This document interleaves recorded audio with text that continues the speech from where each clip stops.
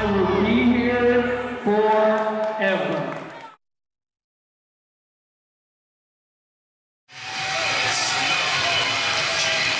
Ladies and gentlemen, this is our opening contest, and it is scheduled for one fall. Making his way towards the ring area, hailing from the Sunset Strip, weighing in at 214 pounds. Please welcome Shirley James Keenan.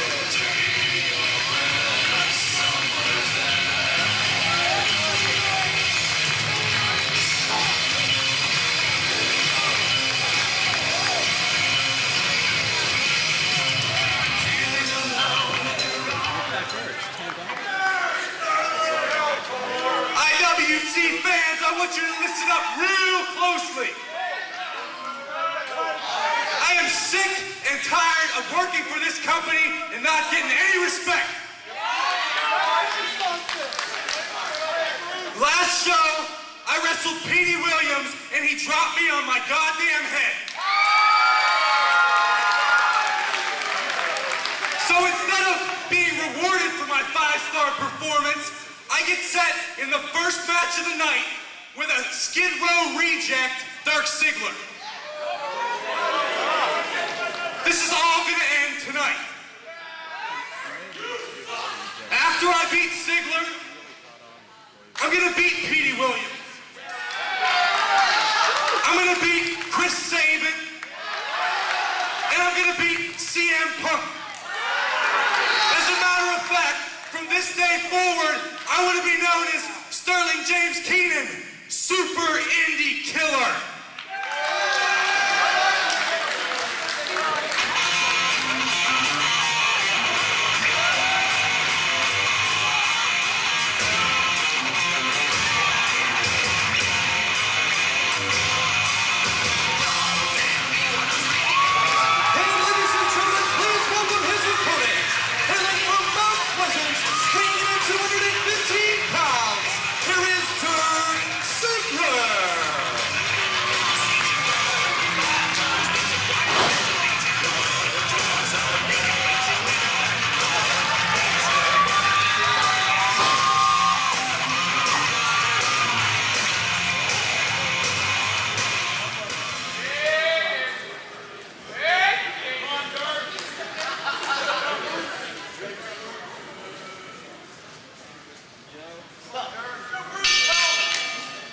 IWC Boiling Point is off and running. We are in Monroeville, Pennsylvania, kicking things off with Dirk Ciglar versus Sterling James Keenan. We are at the Monroeville Sports Center on top of a ping pong table. It is Joe Dombrowski versus Kingdom James, and I've got next. I'm Jeff Gorman. That was a really nice intro. It's nice to be back when that's the kind of a return I get. Welcome back, Kingdom. Good to have you. The feeling was mutual. Shut your yap. Well, that didn't take long to get started. We've got Keenan going up against Dirk Ciglar, a guy who has really been hot lately. He's got a couple big wins in a row. Dirk Ciglar's been on fire as of late. He defeated Dennis Gregory in 2 straight matches. Keep in mind, Gregory's a former IWC Heavyweight Champion. He also defeated Jimmy Vegas, another 2-time former Heavyweight Champion. But right now he's having his problems with another former champion in Sterling James Keenan. Keenan yanking down Dirk Ciglar, working on the arm right now. Now Keenan, in his customary pre-match tirade, he talked about all the people he's going to beat, but he really looked past Dirk Ciglar, saying that he's a super indie killer, and I don't think that he considers Dirk Ciglar to even be in that category. Well, I for one, I've been looking forward to seeing this match when I knew I was making my return. Nice fireman's carry takeover. It's going to come as no surprise to the crowd how much of a fan of Sterling James Keenan I am. Backslide. Dirk Ciglar as well. 2 great young athletes, great young up-and-comers. I shouldn't even have to call them up-and-comers. They've been to the top of the mountain already. They have, that's right. Keenan, a former champion. Ciglar's been very successful pretty much everywhere he's gone, and it looks like we're at a stalemate early on. We talked early on about how underestimating Dirk Ciglar is a big mistake. That's what's been the downfall of the self-proclaimed triple threat, Jimmy Vegas, Dennis Gregory, Bubba the Bulldog, to the point where 2/3 of that group refusing to appear here tonight. Ciglar got sick of Keenan yanking him down by his long hair, and Ciglar gives it right back to him, and now it's a body slam, setting him up in the corner here. Well, Sterling's making a calculated mistake. He's letting his temper get the best of him. That's what led to his losing streak for so many months. Great agility there by Ciglar. But Sterling, after he lost the IWC title, he lost CM Punk. Wait, Ciglar might fly. Look out! Here he goes, and he splats on the floor as Keenan gets out of the way of that tope suicida. Well, as time goes on, Sterling James Keenan gets smarter and gets angrier. And Dirk Ciglar is going to be on the receiving end of it. Keenan's been to the top of the mountain in IWC. He's going to return there. Ooh, into the post, and Ciglar in big trouble. Well, Keenan got that big win over Cole Cabana. He thought he was ready to rocket his way back to the top, but then Petey Williams put a stop to that. So, again, we see a lot of frustration seeping in on Sterling James Keenan. Well, it's a very pivotal match in Sterling's career. If he wins, he has the momentum he's been looking for ever since this past April. If he loses, it might be another slump. And what about Sterling's pre-match diatribe, dubbing himself the Super Indy Killer? Well, he's going to have to get through Dirk Ciglar to even get anywhere near that. And right to the eyes, right in front of referee Bruce Gray. He may be colorblind, but he's not blind. It's not so much a matter of Keenan needing to put together, get this win. It's his need to put together a string of wins. Hammerlock slam. He needs the string of wins to convince, the powers that be that he's ready for another title shot. He's ready for another run at the top. And Sterling already setting his sights high as he takes Ciglar down with a suplex. Wait a second, cover. No. But Ciglar kicks out. Sterling has already said he's going to take out Chris Sabin. He's going to take out CM Punk. I know Sterling and Punk have a match scheduled in an upcoming live event called The Bar Has Been Raised. But as you said, he can't look past Ciglar. That's what Gregory in Vegas did. And more blatant cheating. Right in front of the referee, the arm across the top rope, and then a cross-face shot. So we see a lot of aggression, a lot of frustration coming out of Sterling James Keenan, and now Dirk Ciglar has to weather the storm. And the thing about Sterling James Keenan is he never lowered his level of competition. Even in that losing streak, he still took on Sanjay Dutt, Larry Zbyszko, etc. Refused to accept anything less than the best competition for himself as he drops the knee right into the side of Ciglar. Big gut buster, and Keenan is now in control. You see, Keenan really was living the good life when he won the championship. Everything was going his way. He was winning matches. He had lots of disciples. But then it all disappeared, and really everything has changed for him, and he wants to get back to that level. It's the test of a man. How do you deal with adversity? It's one thing to be on top of the mountain. It's another thing to have to start that climb all over again. Ooh, power slam by Ciglar. That's the second time Ciglar was able to right himself. He would have missed that moonsault for the second time, but he landed on his feet for the second time and then hit the power slam. Out of nowhere with that power slam from Ciglar, that was the last of his energy. He needs to regroup. And this could be the turning point in the match. The crowd is behind Ciglar. He's starting to build some momentum. Can he rally and defeat yet another former champion? Blocking the right hand sends him in. And if Ciglar gets a win, he's going to have to get a title shot. Nice tilt-a-whirl slam. And only two. Ciglar has a chance to beat 3 IWC champions in a row. He's got to get a title shot if he can beat Keenan. Nice suplex. And he's going to roll with it. And a belly-to-belly overhead suplex. Beautiful nip-up. Ciglar sensing it now. Might be time to set up Sterling for that signature Swanton bomb. Ciglar had to be very upset at being called a Skid Row reject. You know, he much prefers Guns N' Roses. Keenan whips Ciglar in. Keenan catches him in a prod hold and hooks him up for a release dragon suplex. Incredible power out of Sterling James Keenan. More than just adding into his arms, I think he's adding some size to him. That's right, there's a move we don't always see out of. Uh-oh, MK Ultra coming up. This could be it. Boom, right in the middle of the ring, and that is gonna be 3.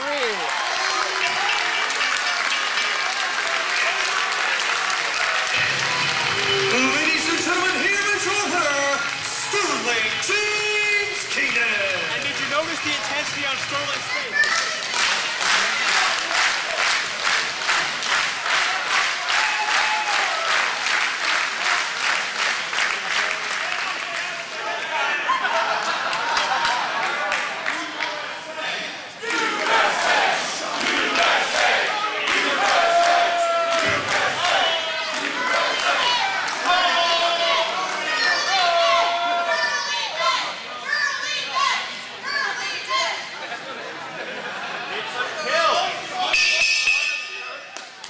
IWC Tag Team title on the line. It is Southern Comfort Tracy Smothers and Chris Hamrick defending against a team making their IWC debut, the Highlanders, Rory and Robbie MacAllister.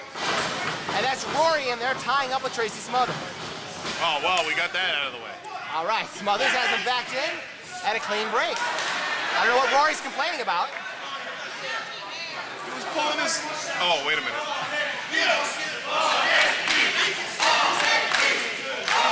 Southern Comfort coming out to a huge ovation to the Dukes of Hazzard theme song.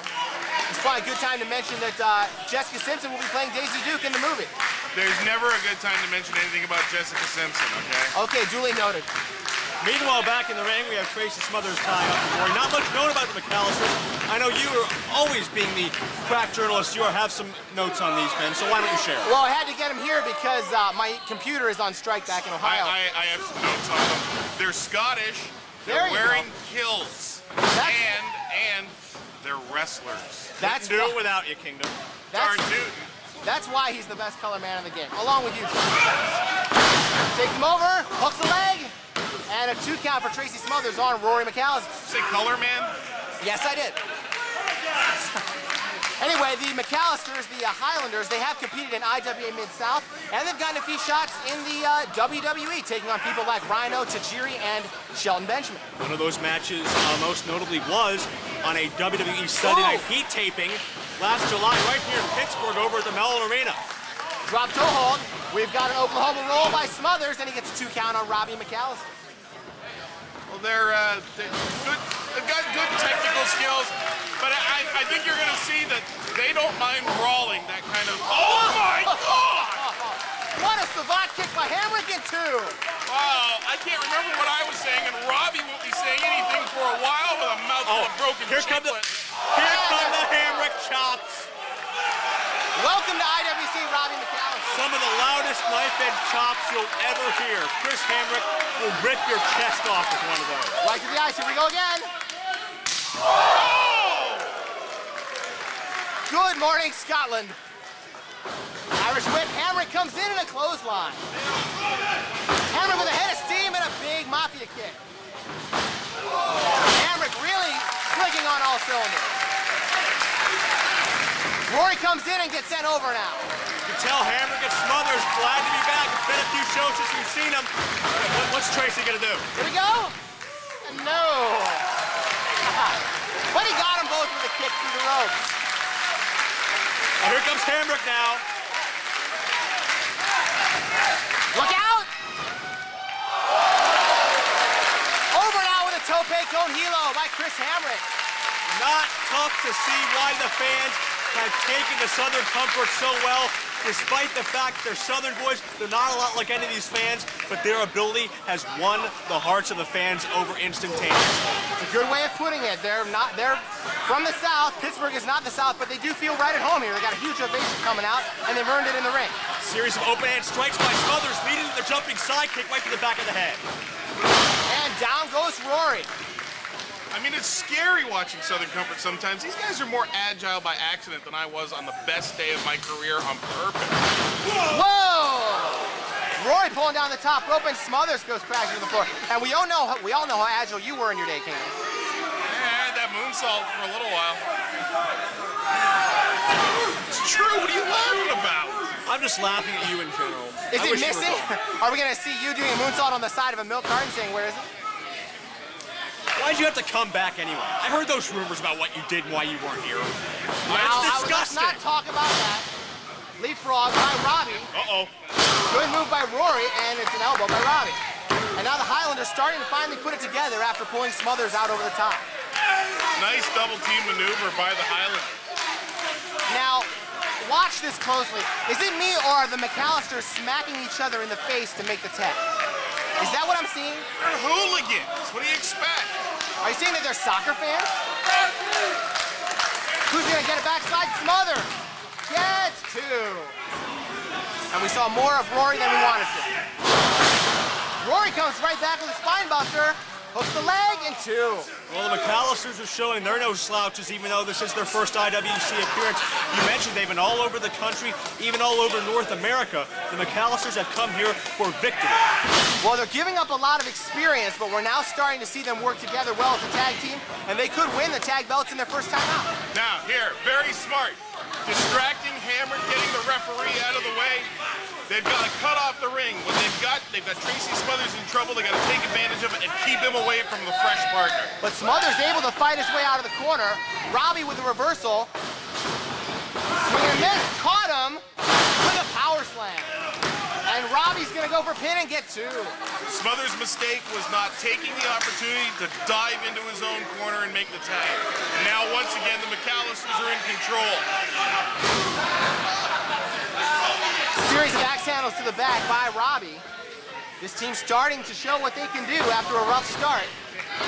Smothers goes for a sunset flip. Down he goes. And that's going to be 2 from referee CJ Sensation. The resourcefulness of the veteran Smothers shows no matter how much punishment he's taking, he always has an answer to something the MacAllisters attempt, and another narrow kick out of that cover. Mistake by MacAllister, taking that pinfall attempt so close to Chris Hamrick. He needs to grab Smothers by the legs and drag him back over to his half of the ring. Well, Keenan, you're pointing out everybody's mistakes. You're like the Simon Cowell of wrestling. Well, I've decided, after having testified at the Senate committee hearings on professional wrestling in Washington while I was away, I'm here to take this job very, very seriously. Well, it's the first time for everything. Except for the occasional looking at you and saying, "Shut your yap, Dombrowski." It's good to have you back, Keenan. Good to be back, Jeff. Robbie trying to put Tracy Smothers out, but it doesn't seem to be working. And the fans getting behind Tracy Smothers.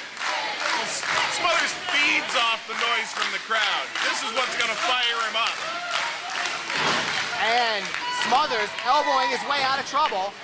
And Robbie yanks him down by the hair. Excellent, excellent. And there's the smack in the face tag. Here comes Rory. Delayed elbow drop. Maybe Joe, maybe you and I should tag in and out of matches like that. Here, it's your turn. No, hey. Oh! I'm gonna get you for that when we go off the air. I'll talk to Shirley Doe, we'll take you out again. That was fun.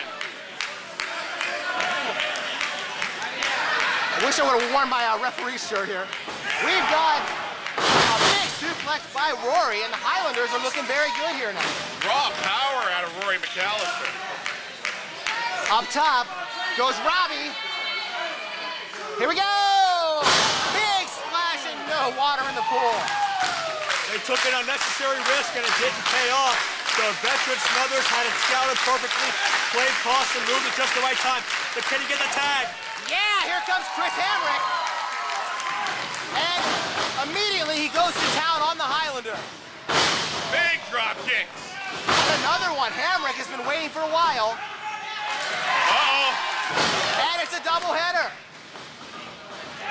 Smothers getting a second burst of energy too. He's in there. Here we go.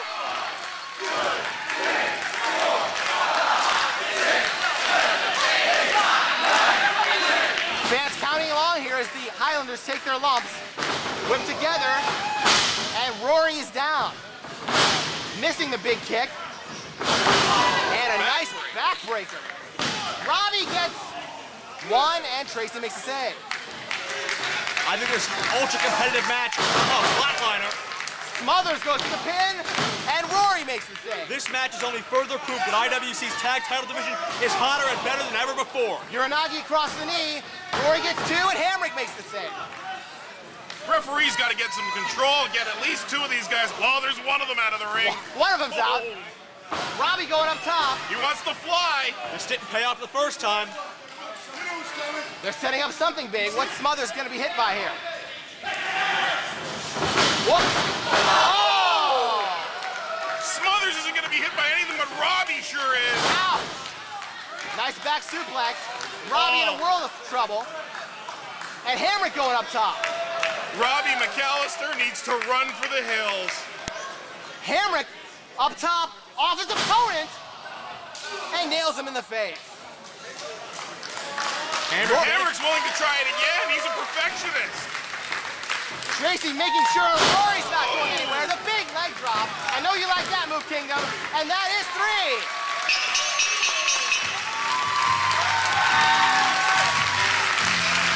Let's get the official word from Chuck Roberts. Ladies and gentlemen, the winners of this contest and still IWC Tag Team Champions, Sabin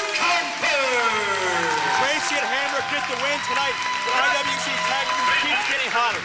You know the MacAllisters want a rematch, especially with the Gambinos, the Wild Cards, Matt and Josh. The competition does not ever cease for Tracy and Hamrick. I know every time you turn around, another new team is coming into IWC, but Southern Comfort is still at the top of the mountain.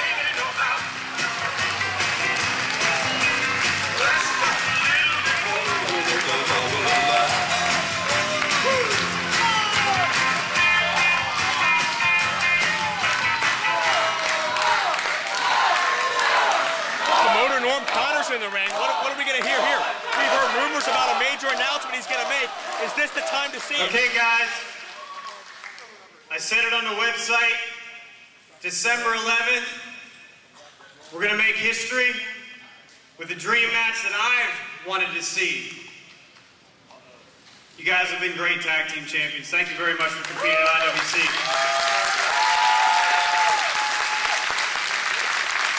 But there's one tag team that you've never faced. On December 11th, you're facing them here in Pittsburgh. One time only. It will never happen anywhere else. Tracy Smothers, Chris Hamrick defend the IWC Tag Team titles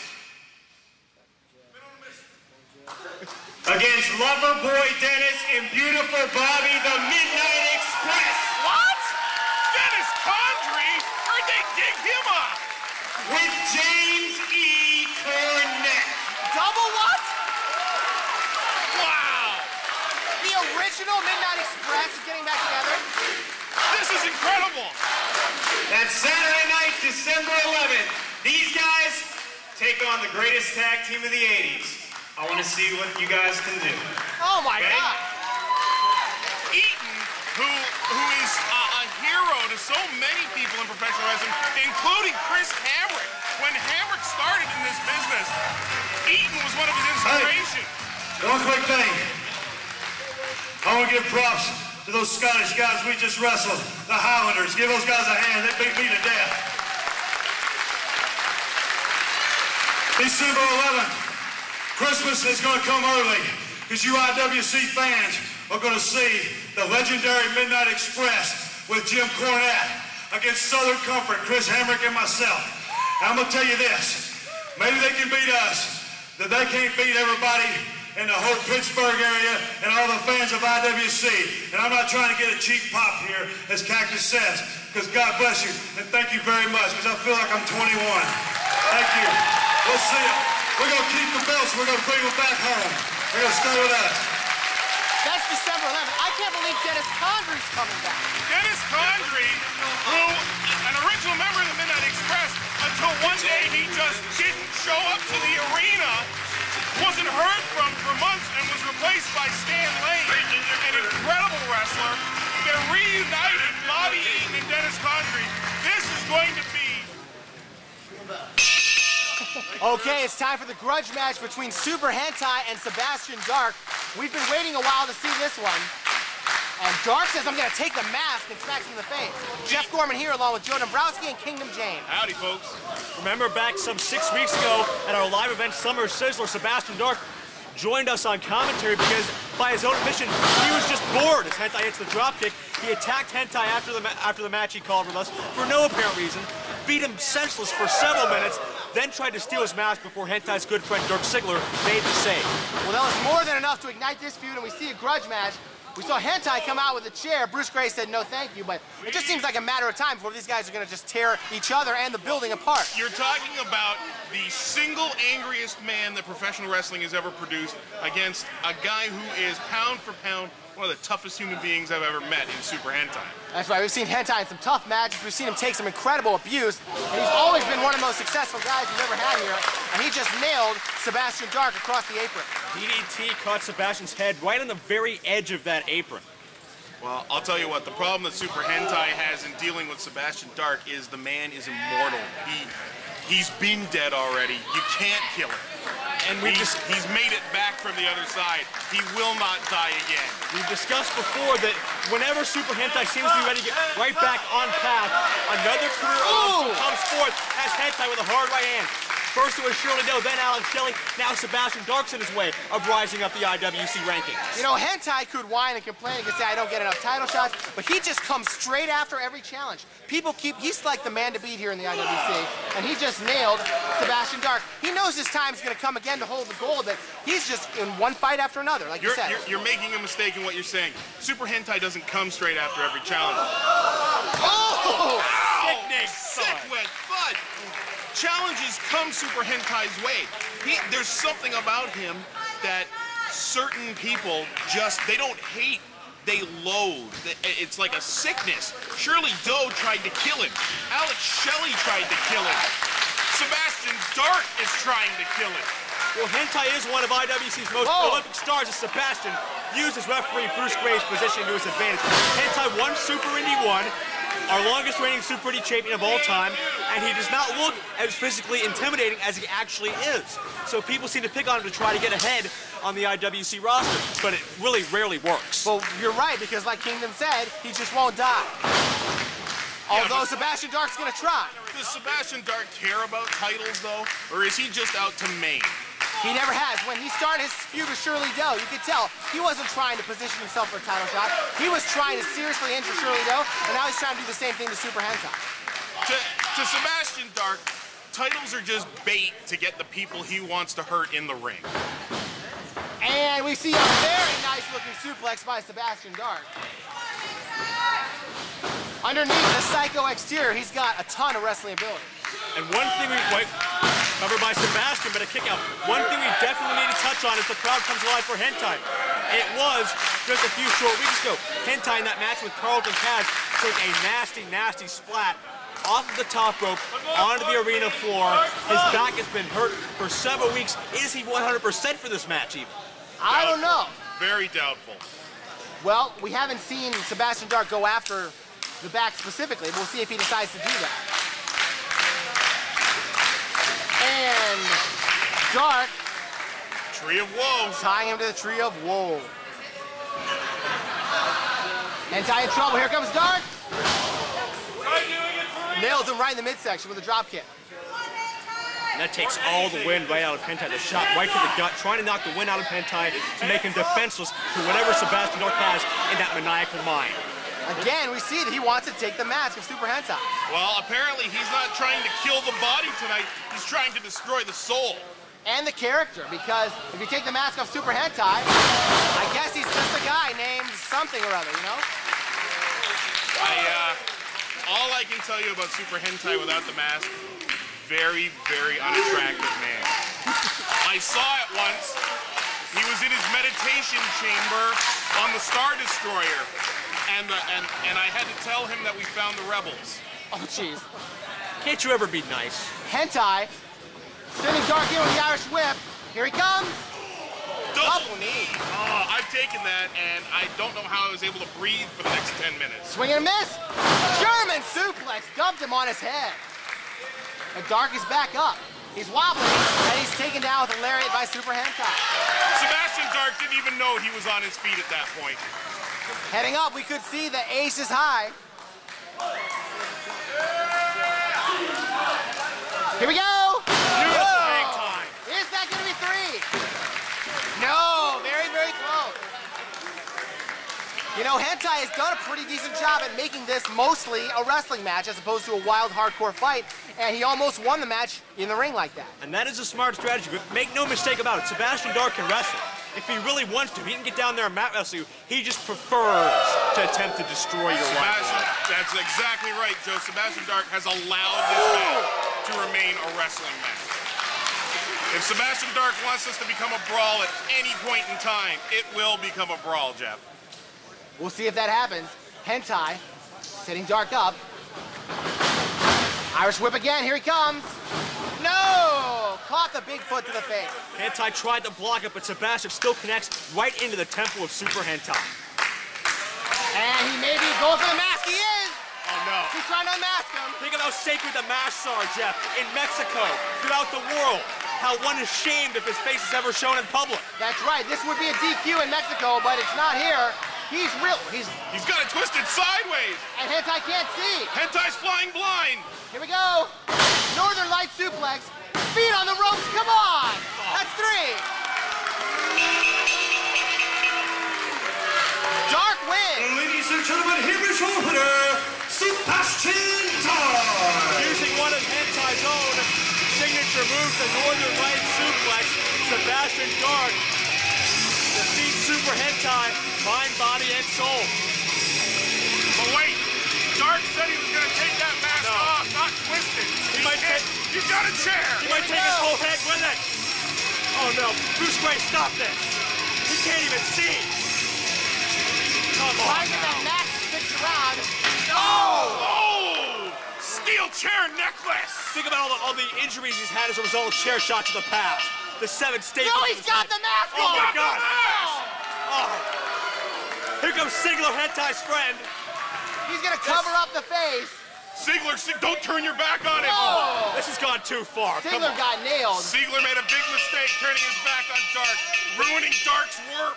The son of 1,000 bastard corpses, Dark, is out to destroy Hentai's entire career. Sebastian Dark has unmasked Super Hentai, the ultimate humiliation. He couldn't do it with Doe. Now he's trying to put his name on the map by taking out Hentai right to the back of the head. Hentai can't see. Hentai can't defend himself because he's still trying to defend his own identity. And Dark with an ominous finger poke to Ciglar as if to say, your time's coming too. Dark has the mask. He is leaving the ring with the mask in his hand. One of the ultimate acts of disrespect played in here by Sebastian Dark. Super Hentai has won a lot of matches. He's lost a few, but losing his mask is the worst thing that's ever happened to Super Hentai. Tirade blamed everybody but himself for his loss. This isn't scheduled. I think if you shut up long enough, Carlton will tell you what he's doing here. I don't have you scheduled. No, I am not scheduled. Quite frankly, you are a mic stand. I can hold my own mic. I'm a big boy. You may leave now. Go. Go. What's with this sudden outburst by Carlton Kaz lately? No, it's true. Chuck ain't going to nothing. You might as well knock it off right now. I'm going to make this short and sweet because I'm in a bad mood. 1, I got a big pimple on my nose. And 2, I'm here driving by Monroeville. I just happened to be in my gear, and Norm didn't book me on this show. You think, oh, stop. You're not here to see Norm. The bitterness of Carlton Kaz showing through that only me attitude. Well, he walks right past Norm to get into the building. He's got something to say. Like you said, just the way he walked out.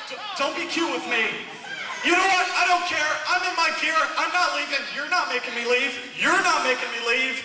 None of you are making me leave. And none of you are making me leave. I don't want to leave. Don't walk all hard like you're going to try something. I want somebody in this ring right now. I don't care if it's Fab. I don't care if it's Ardeen. I want somebody in this ring right now. Oh, no. Not somebody. I know that music. There can only be one guy. Two-time former IWC Heavyweight Champion on his way to the ring right now.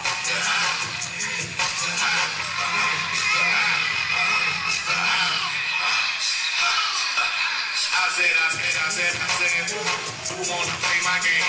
I got all types of girls like they was candy cane. I keep them flipping, see them piling in Charlie Lane. Pumping GGB and Lola Wayne. Got one of them give me brain. Got one in the back saying name. She said, please, let me share that thing.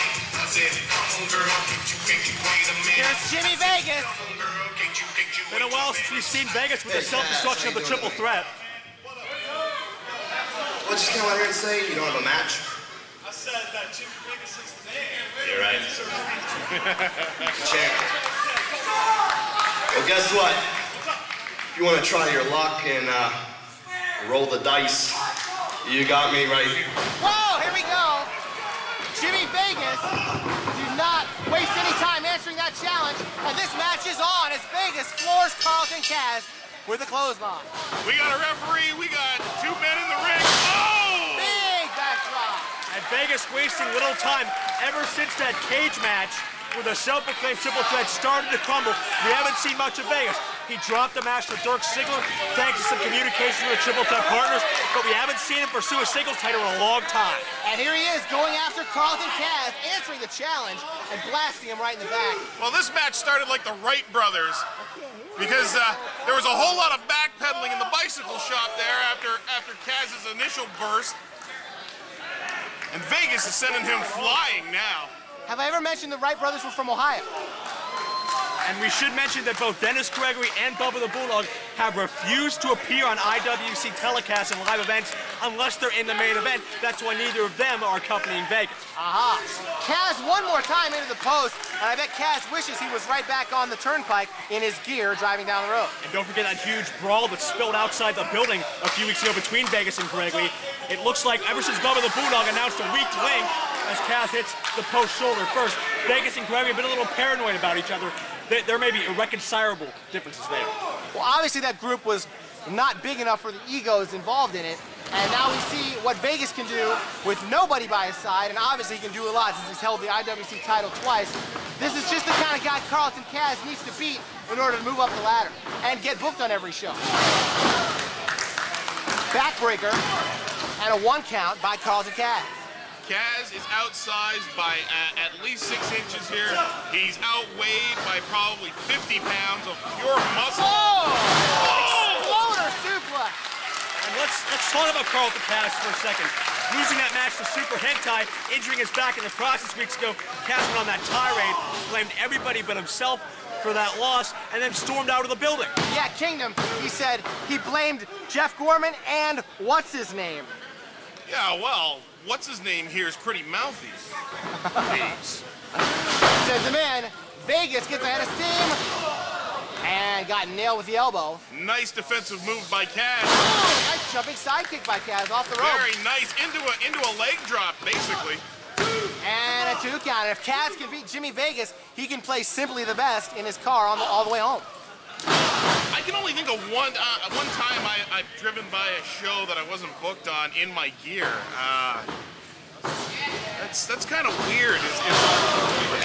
Actually, it wasn't even my gear. I was dressed as Roddy Piper. Oh, I see. It was just a very strange confluence of events that all came together. Yeah. What's going on in Kaz's life? What's going on with Kaz right now? He's stuck in the corner. Vegas with a huge head of steam, and there's that double knee. Oh. Basically, drive all the wind out of your opponent, give you time to do whatever you want. That's like getting hit by a truck. And Kaz manages to kick out, and he kicks out again. But he doesn't have a lot behind those kickouts at all. You can tell the strength is being sapped from Carlton Kaz's body, and you can see the intensity on Jimmy Vegas's face.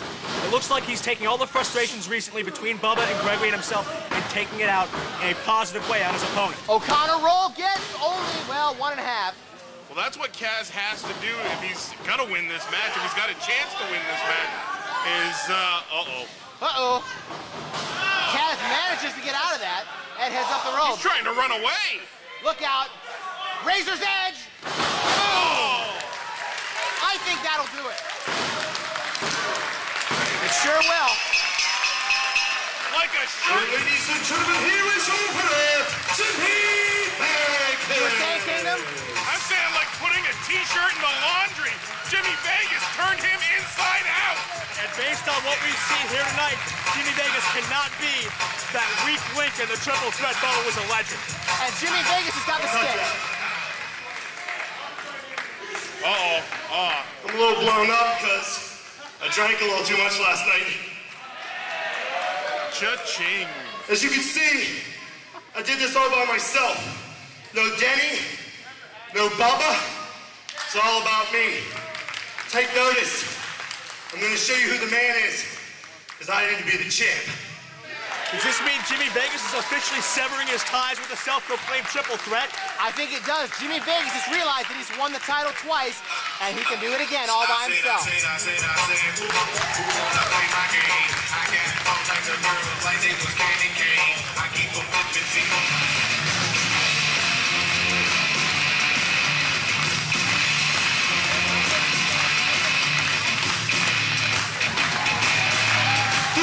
gentlemen, the following non-title contest is scheduled for one fall, and it will be wrestled under Ring of Honor rules with a 30-minute time limit.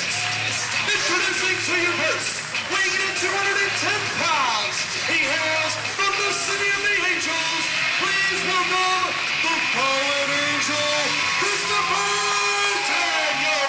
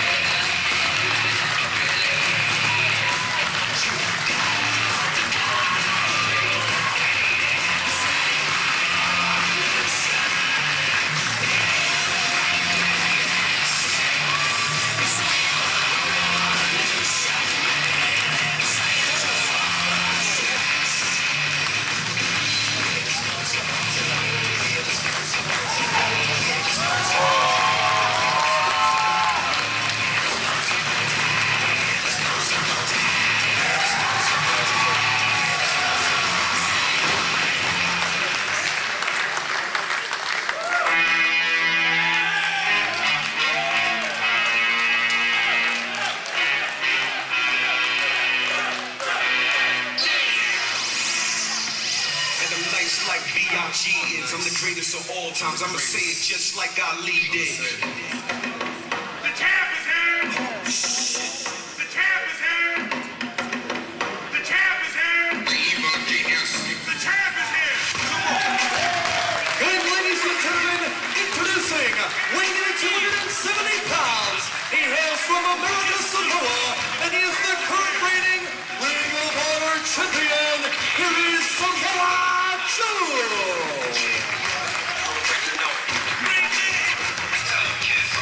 The champ is here. He took it from crack to rap. Now he put out 2 anthems a year. And I just want to rock for a century. And chase the Go, Joe!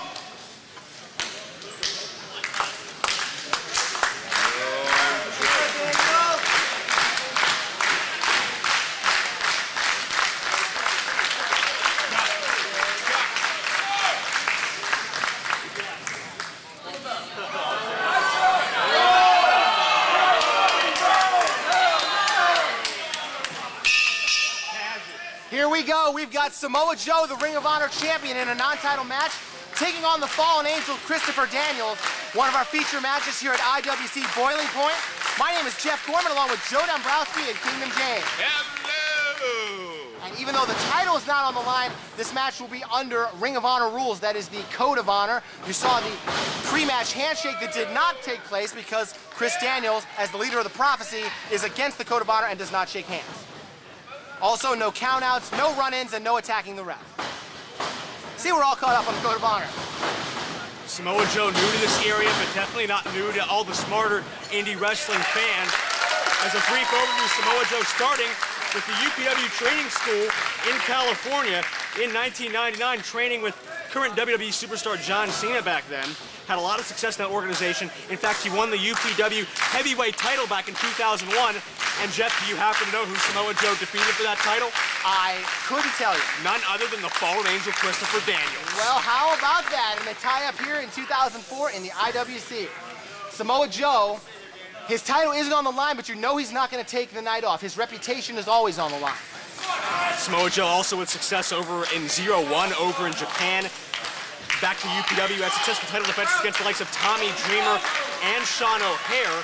And I'm sure, Jeff, you can tell us some of the more high-profile superstars he defended the title against in Ring of Honor. I certainly could. One that we have to mention right off the bat is the 60-minute draw he had with CM Punk back in June of this year in Dayton, as he gets a series of 2 counts. That show is called World Title Classic, an amazing 60-minute draw between Samoa Joe and CM Punk. You gotta check that one out. And Samoa Joe has been Ring of Honor Heavyweight Champion for 19 months now. That's right. He won the belt from Xavier way back in the spring of 2003. In fact, there have only been 3 guys who have ever held the title: Low-Ki, Xavier, and Samoa Joe. And we need to talk about Low-Ki's involvement in this situation. Posting a statement on our website, Low-Ki is calling out Samoa Joe, challenging him to a match in IWC in the month of November. And Low-Ki is back in this country, ready to exact revenge, but he won't show up at an IWC event until a match is signed with Samoa Joe. Front face lock applied by Chris Daniels on the champion. Can I add my own piece of pointless information about the two of them? Hop in.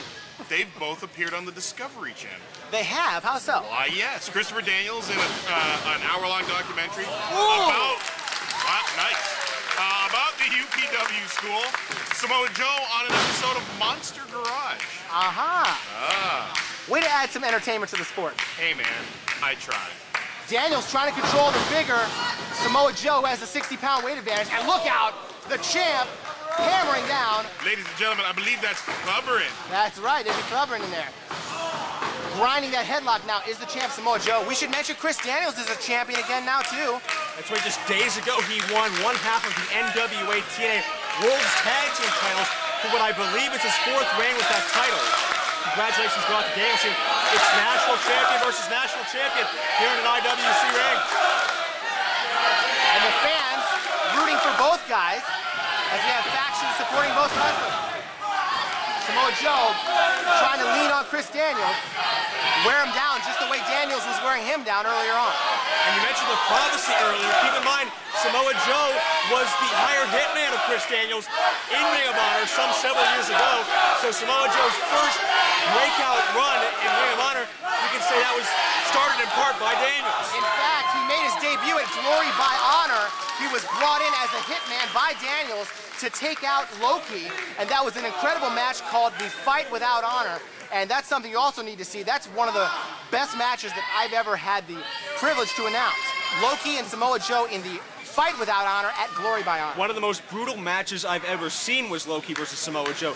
When you look at that, there's no doubt as to why Low-Ki shrouded himself in mystery as the mysterious he and called out Samoa Joe for all these many weeks.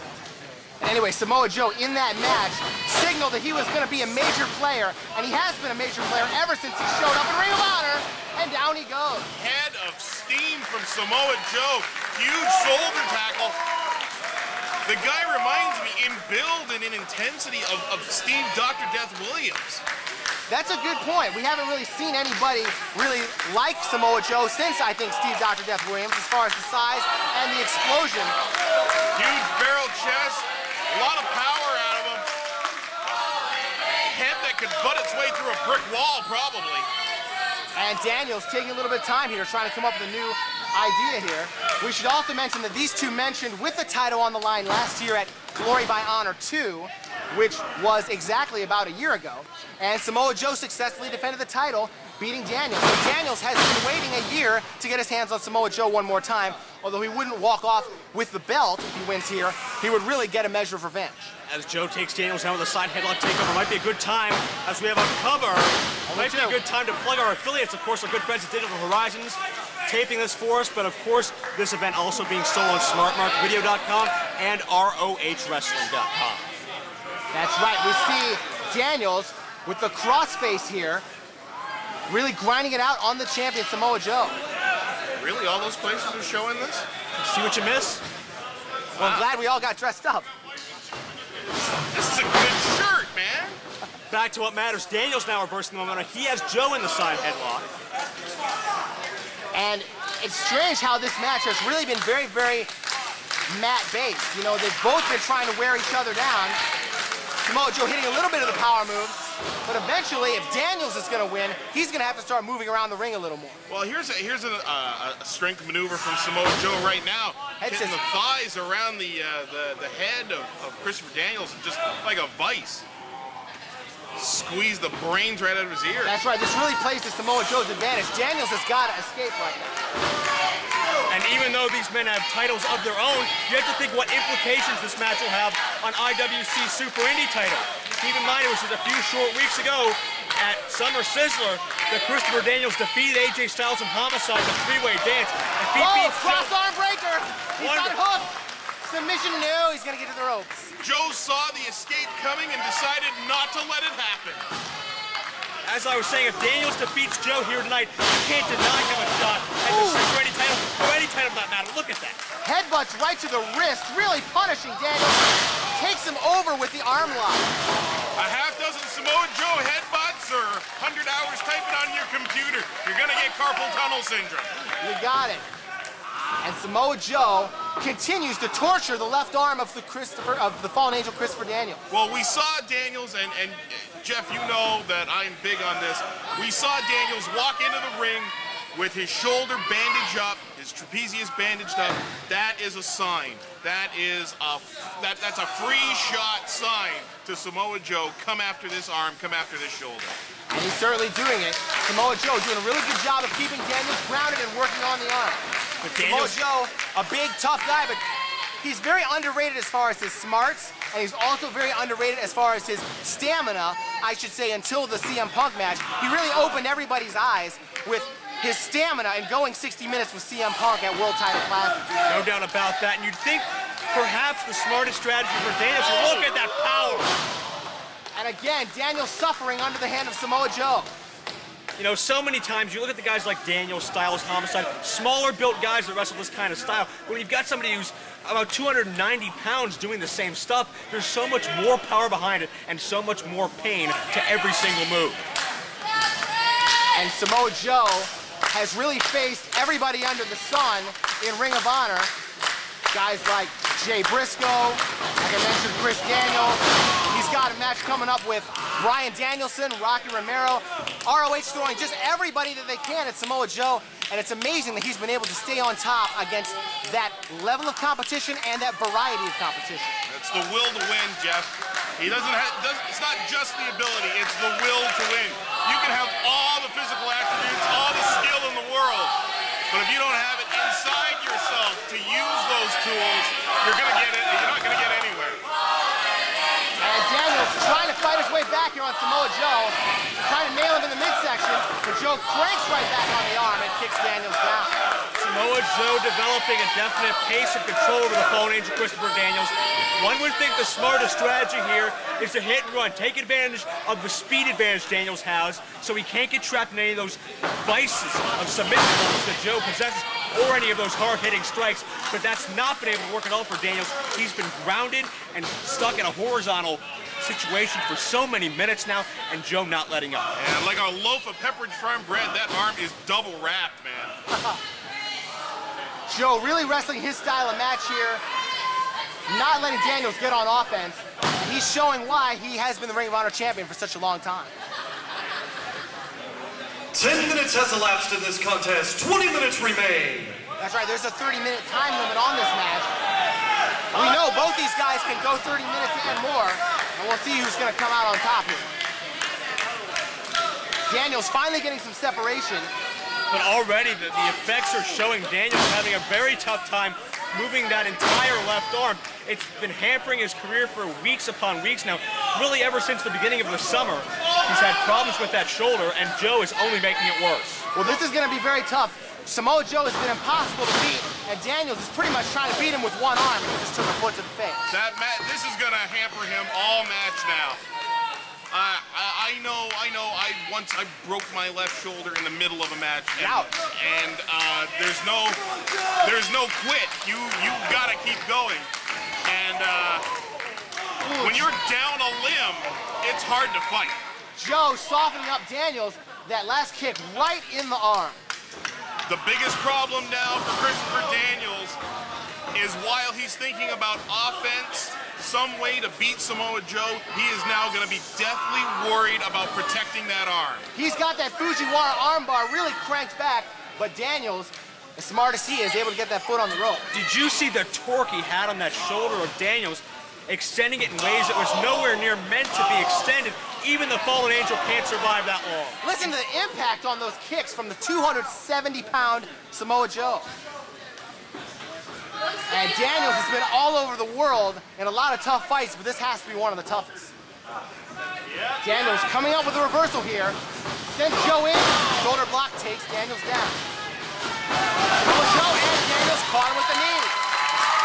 Smart on Go to a leg attack. Go to a leg-based offense. He has to protect that arm. And he's got to follow up. He's in a lot of pain, but he's got to start landing some more blows before Samoa Joe gets up. Daniels moving in. Trying to soften up Samoa Joe, and he kicks him back down. Might be a mistake on Daniels' part. There's no way anyone, with a possible exception of Loki, can compete with Samoa Joe as far as stiff body strikes go. But how much of a choice does Daniels have now? That's right. This is going to be a test of Daniels' intelligence to try to take advantage of Samoa Joe and land some punishment considering his own handicap with his left arm. And with Daniels, he's got the advantage. He really is, he truly is a thinking man's wrestler. He doesn't have to become one mid-match. He is one to begin with. He's one of the smartest you'll see in there. Daniels continues to work on Samoa Joe. Thinking about his next move, takes him over the center there. And drops the elbow. Daniels slowing down the pace, trying to create some distance in between himself and Samoa Joe. He's been running him so much punishment. He has to create open space, regroup, rethink, get some blood back into that arm, and then possibly try to mount a steady offense and maybe be the first one in almost 2 years to defeat Samoa Joe. Whoa! Joe coming back with some severe chops. And Daniels right back with the knee. You see the toll this match has taken on both guys, and we're only at about the 12-minute mark. 15 minutes has elapsed in this contest. Oops. 15 minutes remain. I stand corrected. 15 minutes. You apparently can't tell time. Apparently I can't. The clocks aren't working in Ohio either, and I got one in my pocket. It's okay, Christmas is coming. You'll get a watch. What are you getting, Joe? Look at those stiff slaps on the top head of Daniels, but Daniels retaliating right back with stiff right hand. Daniels not letting Samoa Joe fight his way out of it. He was starting to get peppered with some shots, and he knew he had to hit Samoa Joe right back. Look at the intensity in both men's body movements. They know how important this match is. They know how many important eyes will end up seeing this match. And they're going to do anything in their power to make sure they come out on top. Daniels sending Samoa Joe across with the Irish whip. Here we go, and a shoulder block. Again, Daniels using his good arm to do whatever he can. Looks like Daniels may have found a weak point in Samoa Joe's anatomy. Seems to be targeting that midsection, maybe the rib cage area, trying to wear away at that. Perhaps he's aware of something or not in terms of an injury. Well, Samoa Joe has really been battered and bruised throughout his 18-month title reign. It has not been easy taking on the best in Ring of Honor and hanging on to his belt. He suffered a lot of injuries. He's fought through them, and he's kept the belt, especially in the brutal war that Samoa Joe has had all year with Homicide. And notice that move a moment ago by Daniels, ramming Samoa Joe's whole body into Daniels' knee. But the effects were short-term. Samoa Joe, what a throw to the canvas, using that power to his advantage again. And Samoa Joe right back on top. It was a smart strategy by Daniels, trying to take away the air from Samoa Joe. And the big knee drop. Trying to take away Samoa Joe's air, trying to starve Joe's muscles, take away that power advantage. But Joe mustered up the strength, that incredible throw, almost a urinage. And two. You can only keep Samoa Joe down for so long. And now, just size and weight, using it to his advantage. That's why it's called a size advantage, isn't it? That's right. You saw Samoa Joe, after he delivered those strikes, drop to both knees, just now finally getting back to his feet. Very apparent that Daniels has had a major effect on how Samoa Joe's operating right now. Uh-oh, here we go. Fans starting up with the ole, ole, ole for the kick.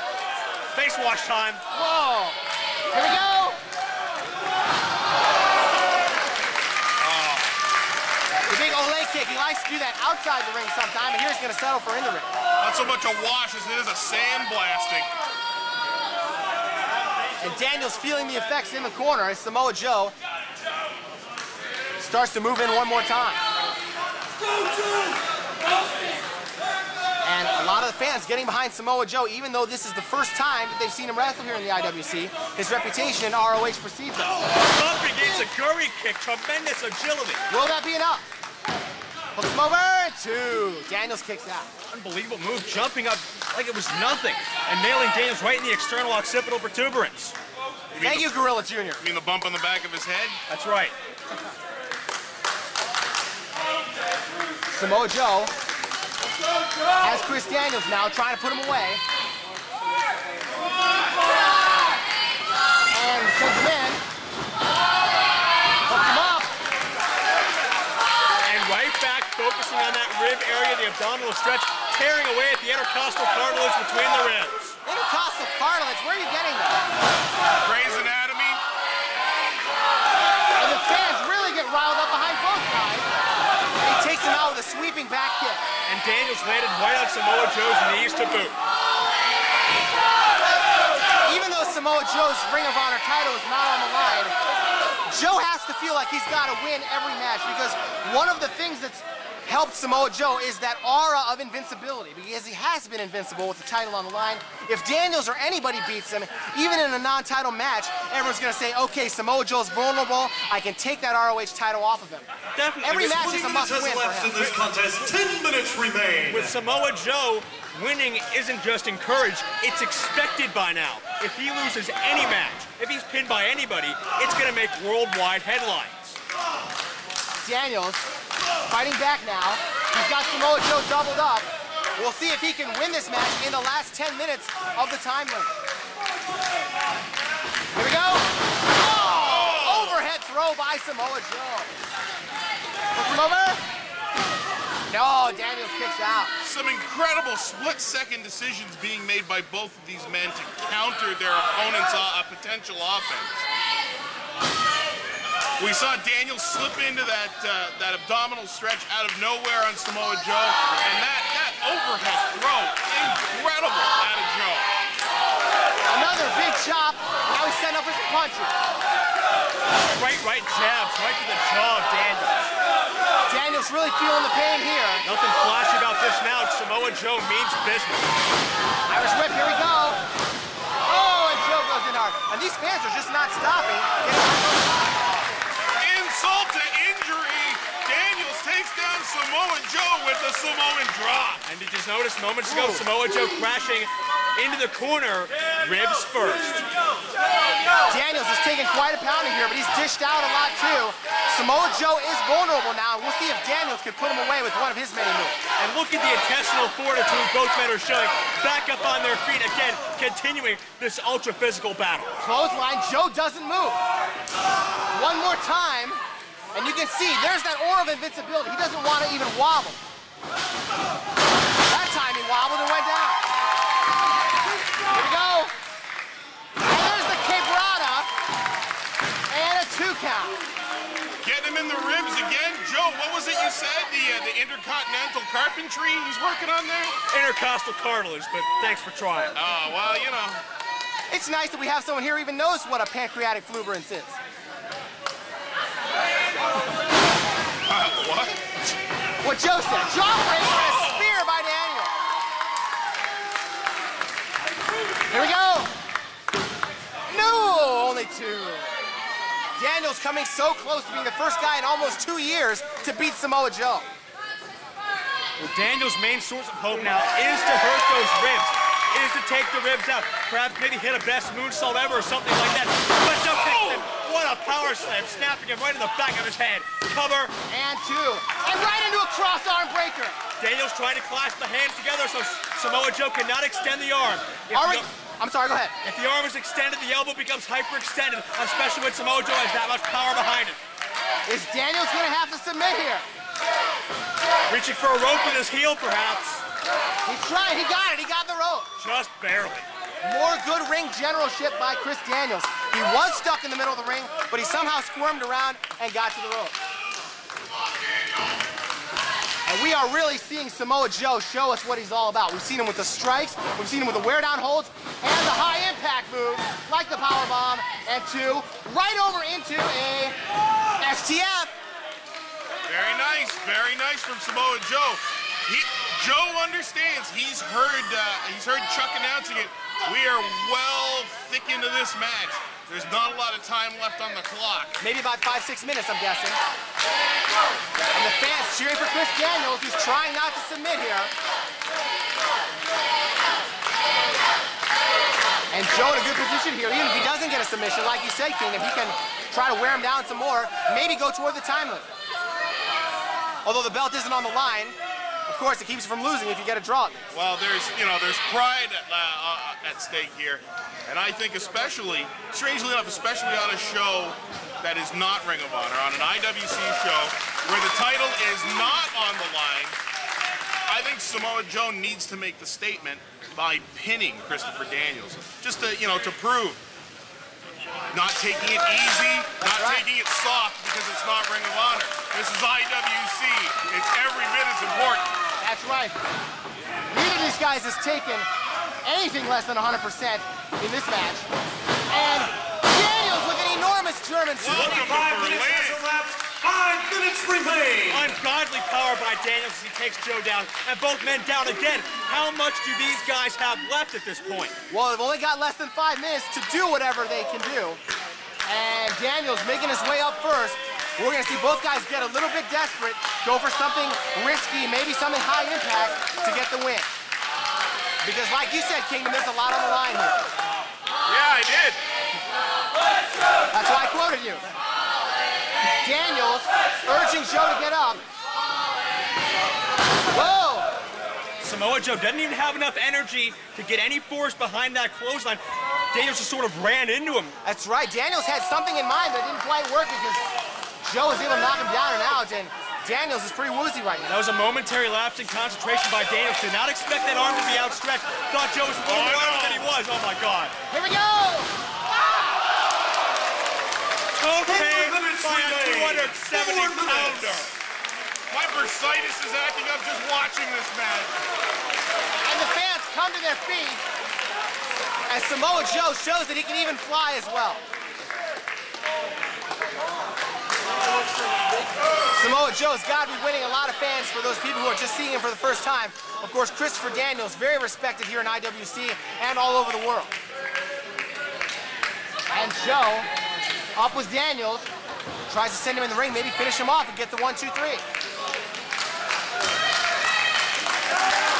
Well, the clock is ticking. Time for both men to give it every single ounce of energy and determination they have left if they have any hopes of having a deciding winner. And how many ounces is that, Joe? Whoa! What a palm strike by Chris Daniels. And now the champ, just like that, is in big trouble. Daniels going for the fall from grace. He's trying to lift Joe up over his head. 3 minutes remain. 3 minutes. He had to stop because Samoa Joe was ripping his face off with his free hand. Here we go. He's not going to try the fall from grace this time. Samoa's got him. Are we going to see the super muscle buster, perhaps? No, Daniel says, I don't want part of that. Hurricane Rana off the top. And the champ goes flying.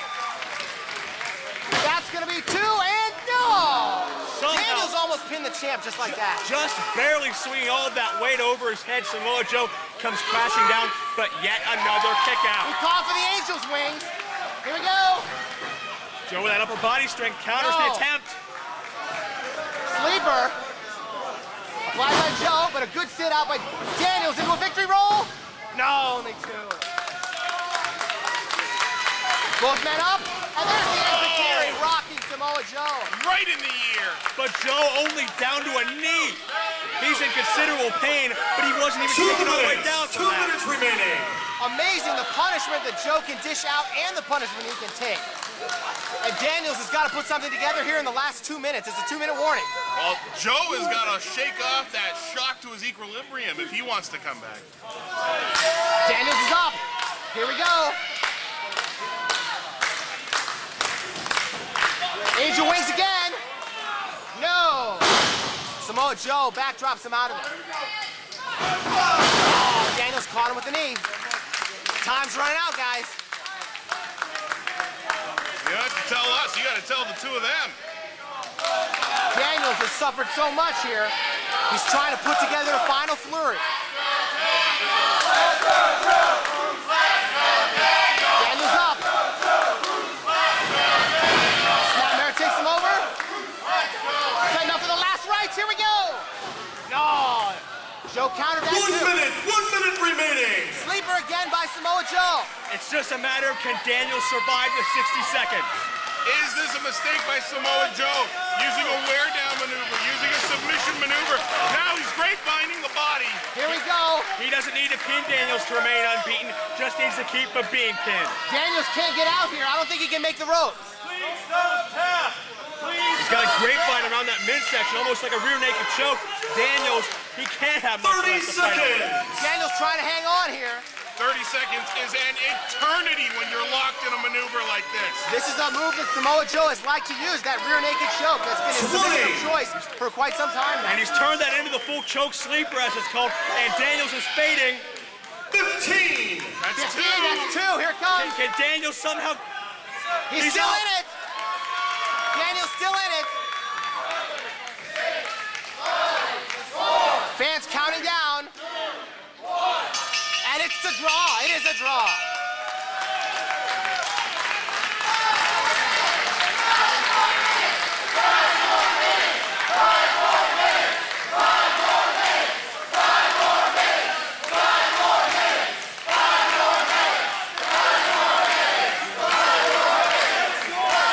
Ladies and gentlemen, the 30-minute time limit has expired, and the referee in this contest rules this match a draw. A draw. What a war that was. Well, they're not saying Bruce this time. The crowd really wanted 5 more minutes, but Bruce Gray just doesn't have the authority to grant it. Both these guys showing what great competitors, what great champions they are. And the fans giving a standing ovation to both these guys for a 30-minute draw, Samoa Joe and Christopher Daniels. And a much-deserved standing ovation at that. One of the most physical, grueling matches we've seen in recent memory. And the fans won't even be content with 5 more minutes. They want an hour. And neither Joe nor Daniels leaving the ring yet. Well, hey, listen, if they're not going to get 5, they're not going to get 60.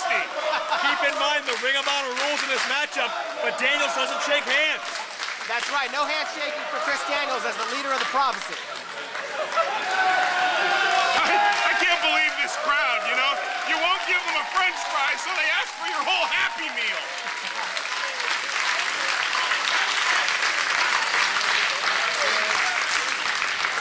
Let's see what Daniels has to say. You guys are so anxious to see Samoa Joe go for an hour. Why don't one of you guys step in and get hit by this big log for an hour? Yeah, that's what I thought. Joe, I'll tell you this. It's been a year since you and I faced off for that belt that you have. And in that time, you've made that belt mean a whole hell of a lot.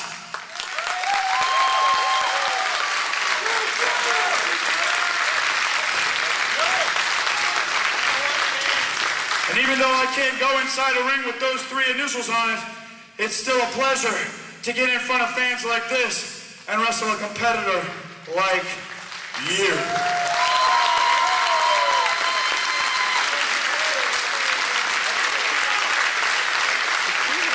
So I tell you what, let's not do any more tonight. But anytime you want to come in this ring and go one-on-one against me, I'll be happy to sign that contract.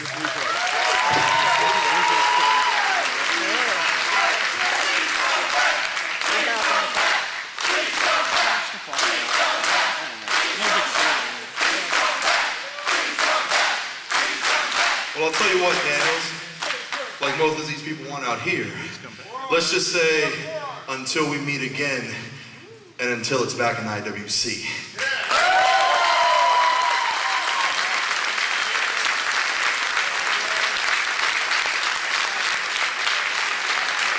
Ladies and gentlemen, let's hear it for the Fallen Angel, Christopher Daniels and Samoa Joe. We've got singles action in the IWC between Shelley and the NWA X Division champ Petey Williams. The belt not on the line. We've got this match coming to you in Monroeville, Pennsylvania. My name is Jeff Gorman, joined by Joe Dombrowski and Kingdom James. Hello. Petey Williams and Shelley trading holds in the ring. Nice into a head scissors and right back up. And what an amazing debut it was for Petey Williams a few weeks ago back at Hell Hath No Fury, defeating Sterling James Keenan with that Canadian Destroyer, that sick flip pile driver that has amazed everyone who's seen it so far. Shelley's got to watch out for that, to be sure. It's really brought Petey a lot of success, and you see the gold, the X Division Championship that Petey Williams brought out here. And now, Shelley tries to get out of this hold as well, and he does very smoothly. Petey also scored the deciding pinfall in a six-man tag matchup at Erie Explosion in a team of opponents that included our IWC champion, so Petey Williams definitely rocketing to the top of the card already. Alex Shelley battling Williams here and takes the foot right across the face. Shelley was doing a very good job of deftly maneuvering out of all of Williams' holds, but he got caught that time. Keep in mind, Alex Shelley sort of still looking for his identity here in IWC. Just coming off a rivalry with Super Hentai. He used every dirty trick in the book to defeat Hentai, but ultimately lost in the end. Shelley has shown that he is beneath nothing as long as it means a victory. Look at this, great binding the legs. Whoa. He's got the other arm trap. Whoa, whoa, whoa. Once again, our age-old argument flares up, Joe. What's more important than winning? Why do you get in the ring if you're not trying to win? Well, there's a series of morals that some people like to uphold in their life, not that you know anything about. Sharpshooter, but Shelley got the ropes. And those people are oftentimes called losers. In your opinion only. Well, sometimes, Joe, they are losers in the ring, but sometimes people can uphold the law and still win. So basically, I said absolutely nothing. Hold the law. Who are you, Judge Dredd? Win the match. They locked up one more time. Shelley grinding out the headlock. Shelley looks like he's bulked up a little bit in the upper body. And you see him use that for a shoulder move. Talking about disrespect. Blowing his nose on top of Petey Williams. Good pair of arm drags by Williams. The drop kick takes Alex Shelley down. Pushes him down. Williams stepping through. Going for that sharpshooter one more time. Shelley's fighting it every step of the way. And goes to the ropes. Major implications in this match, not only in NWA TNA's X division, but also in our Super Indy division here. Two of the top contenders for that championship vying in the ring right now. Whoever gets the victory is yet another on the long list of challengers to Chris Sabin, already including Sterling James, Keenan, John McChesney, etc. Great move by Shelley. Williams came in. Shelley just said, "I'm out of here," and then snapped him off the top rope. Whoa, what a kick to the back by Alex Shelley. Shelley very underrated here. He had that big feud with Super Hentai. People don't always talk about Shelley as a title contender, but he's right up there, especially if he can beat Petey Williams. He should get a shot at pretty much any title. Snapmare takes him over. And sitting back into... dribbling his face off the mat like a basketball.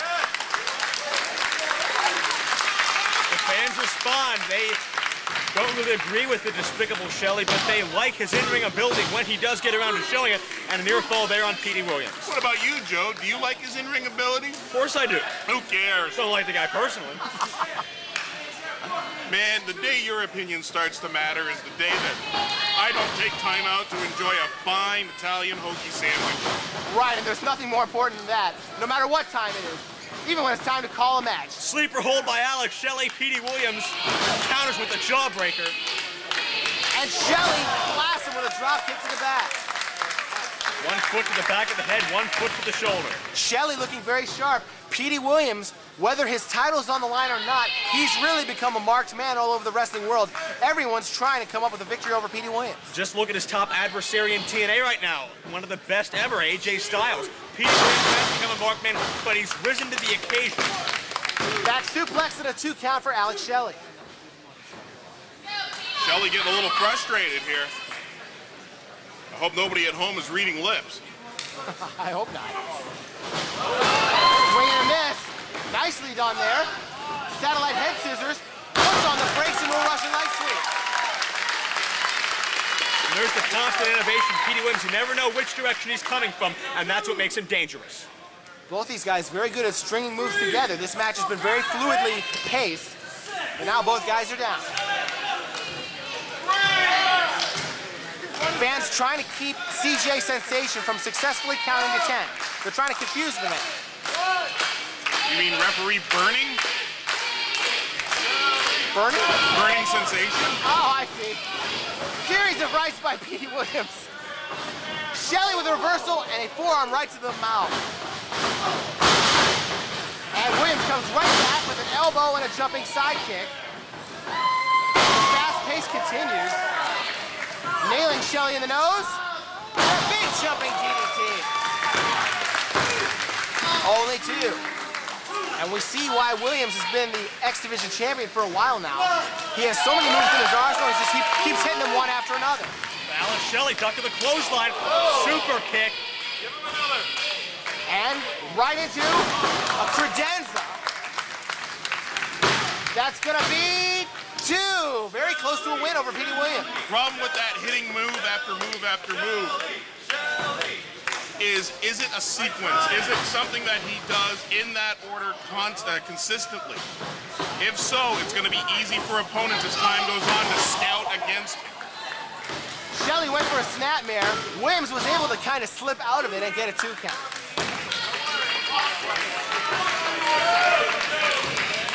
And Williams trying to get Shelley set up here as he heads to the top rope. Williams hit that inverted suplex into the face plant move variation he's been perfecting lately. Didn't quite get all of it of Alex Shelley, but now he's trying to finish him off. High-risk move. Shelley had it scouted. Yeah, and he didn't quite have Shelley really as injured as he thought he had. Now what's Shelley going to set up for? Big right, and now he's trying to set up a move off the ropes. Here we go. Big diamond cutter. Shelley gets, no, only 2.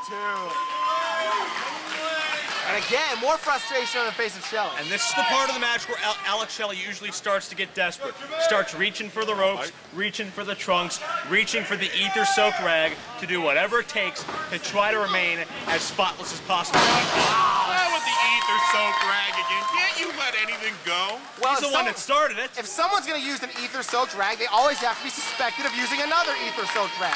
Oh, thanks. Both men trying to make their way back up.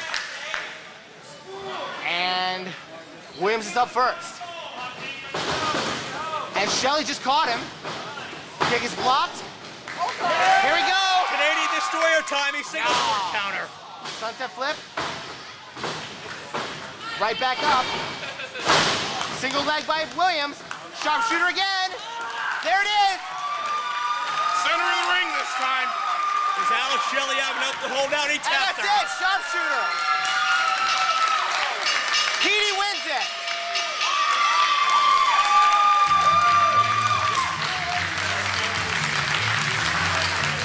Ladies and gentlemen, here is your winner by submission, Petey Williams. And not only does he win it, he remains undefeated in IWC competition and brings himself one step closer to a possible eventual Super Indy Championship shot. And that was important. Here we go, the IWC Super Indy Championship on the line. The future Chris Sabin defending against a guy who's very deserving of a title shot, Jimmy Jacobs. Jeff Gorman bringing the action along with Joe Dombrowski and Kingdom James. Us. Sabin, the champion, working on the arm of the barbaric berserker, a guy who wrestles a lot bigger than he is, and it's even his own mind. Well, we've talked on many occasions about Jimmy Jacobs maybe being a little on the demented side. A little? I was trying to be kind. You talk about demented, I heard a rumor about Jimmy Jacobs the other week. He actually tried to drive a car. He failed, though. Totally going 40 miles per hour. I don't think his handlers will let him do that again. Just look at the pants/shorts that he's wearing. Nice drop toe hold by Sabin, floating over into a front face lock. Sabin has been undefeated here in the IWC. Now, is Jacobs also undefeated, or is somebody beaten him? Not quite. Jacobs did lose narrowly to IWC champion Eric some weeks ago back at Summer Sizzle, but Jimmy Jacobs has not lost any of the competitive fire. He's dropped a few matches, but he earned this Super Indy title shot back when he was still undefeated. So these are two of the best singles wrestlers here from a one-loss record standpoint, and nobody has been able to knock off Chris Sabin. Good move here by Jimmy Jacobs. He's got the head scissors and using a push-up move to add more leverage. And he's trying to ground Chris Sabin early on here. Sabin able to kick out, takes him over with a headlock. We talked extensively about the huge level of competition Chris Sabin facing. upcoming challenges from the likes of Alex Shelley and fabulous John McChesney. Plus, look at Petey Williams, Christopher Daniels, Samoa Joe. So many super indies just waiting in the wings to be recognized as one of IWC's elite. And it says a lot for Chris Sabin to be on top of that mountain, especially with his performance in winning the title at Super Indy 3. No doubt about that. 3 matches in one night. Defeated Alex Shelley, defeated CM Punk, defeated Wonder Man Glenn Spector, and congratulations to Spector, currently on another tour of Japan for DDT promotion. A big honor for him. A big honor to go to Japan, and even bigger honor to be asked to come back. Very good. We're very happy for Glenn Spector. But we see Sabin with this headlock, but Jacobs trying to take him over for a pin. And it was Chris Sabin who did win that title despite a deltoid injury in a prior match, and he hasn't looked back since, steamrolling through CM Punk, Sterling James, Keenan, Carlton, Cass. Chris Sabin has just been so impressive with his perseverance and his skills. No wonder he's undefeated. Whoa, no break there for Jimmy Jacobs. As he sends Sabin in, the big fuzzy boot got caught, and Sabin got caught with an elbow. Now we go into a backbreaker. Definite power advantage on the hands of Chris Sabin, using that to his advantage. He has a chance to throw around Jimmy Jacobs. Look out, he's gonna fly. Jacobs gets back in. Good defensive move by both guys. Springboard drop kick. And Jacobs is down and out again. Showing his power, not letting Jacobs forget his aerials either. Oh! Pescado takes him into the seat. As the fans scatter, Sabin flying through the air and taking out the chairs. Thank goodness the fans of IWC know their favorite wrestlers enough to get out of the way. The one fan is lucky he didn't get popped in the face since he kind of had the same hairstyle as Jimmy Jacobs. A little thinner. Wow, good move there by Jacobs, nailing Sabin, and Sabin's hung up now. Should I stay or should I go? Oh! Wow. Well, if Sabin won't free himself from the rope, Jimmy Jacobs is perfectly willing to lend a foot to help him out. And the champ is in trouble here. Jacobs trying to move in. Senton goes to the pin. And a 2 count. Jacobs wrestling more aggressively than I've seen in recent weeks. That's right, shaking off the after effects of that pescado to the outside, and Jacobs firing right back. Now just working on Sabin, grounding him with the hard right hands.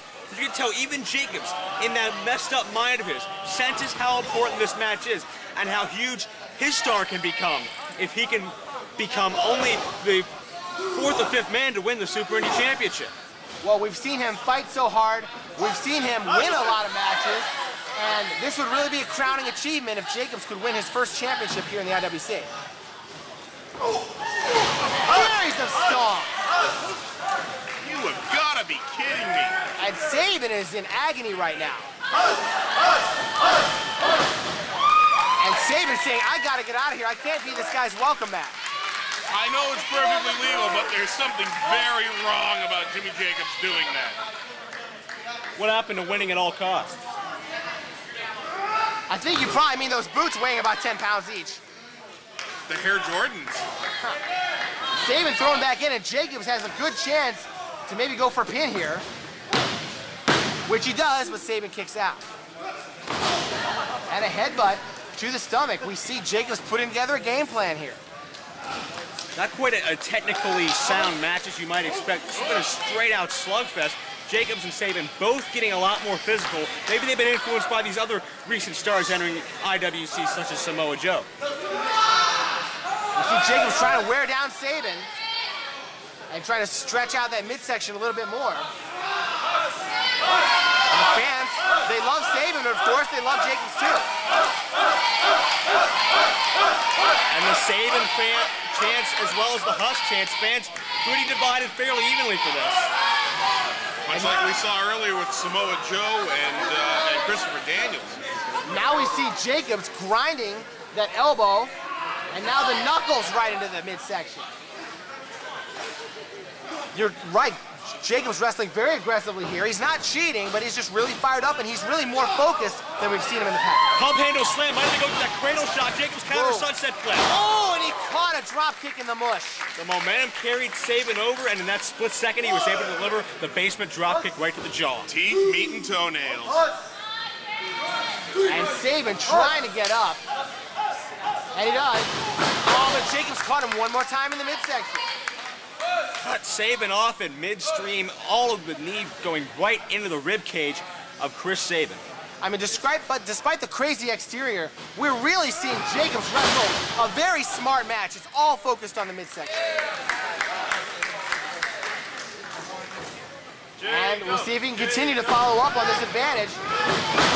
One more time. We're seeing the Super Indy champion in about as much trouble as we've ever seen him.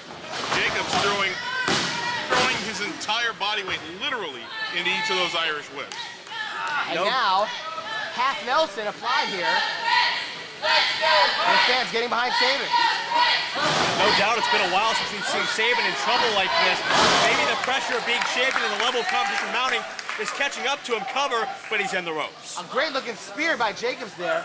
You know Sabin doesn't take anybody lightly, but you're right, jackknife pin gets two.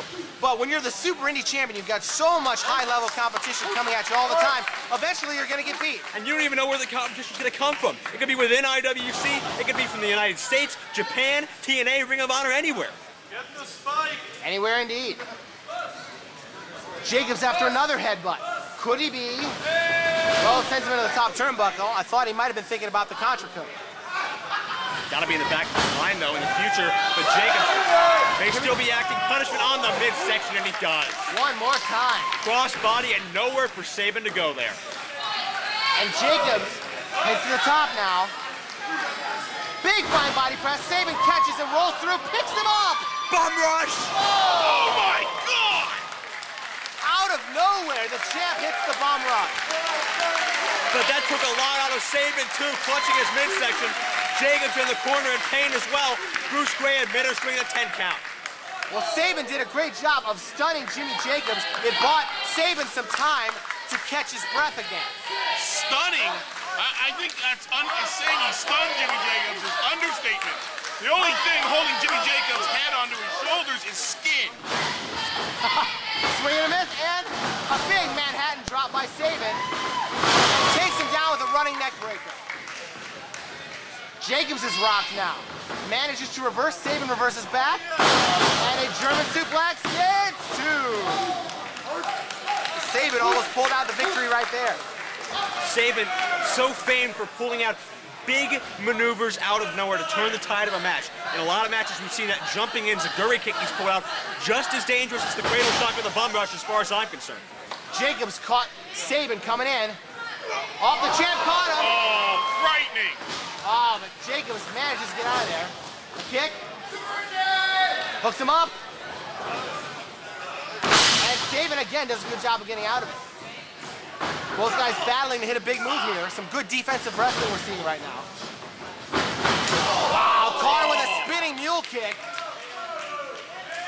And Sabin hooks him up for a running Liger bomb. Incredible maneuver. Here we go. And Jacobs kicks out at the last moment. Great big move by Sabin, almost won him the match. We talked about the pain threshold Jimmy Jacobs can tolerate, and you see him clutching the back of his head. Even Jimmy Jacobs is reaching his limit in pain. Sabin now looking to put away Jimmy Jacobs if he can. Hooks him up. Jacobs with a counter. Got him one more time in the midsection. Now send him up. For the Tamikaze, or the unprettier, however you want to call that move, and that's two. Referee Bruce Gray letting us know 2 in a little bit. And Jacobs says, what? He thought he had 3 there. Both these guys have taken quite a beating here. And Sabin having a hard time getting up. The challenger goes to the top as he tries to win the Super Indy title. This could be a mistake, wasting time climbing to that top rope again. Oh, Sabin made a rush, but Jacobs caught him. Whoa, there's the enziguri. The jumping enziguri kick pulls it out just at the right time of the match, and Jimmy Jacobs in a precarious position if I ever saw one. And Sabin looking to take advantage right here. Oh, no. Hooking him up. That's a cradle shock position. That's right. Can he hit it off the ropes? Jacobs is fighting it with all his heart. And, yeah, that's right. These guys pretty familiar with each other.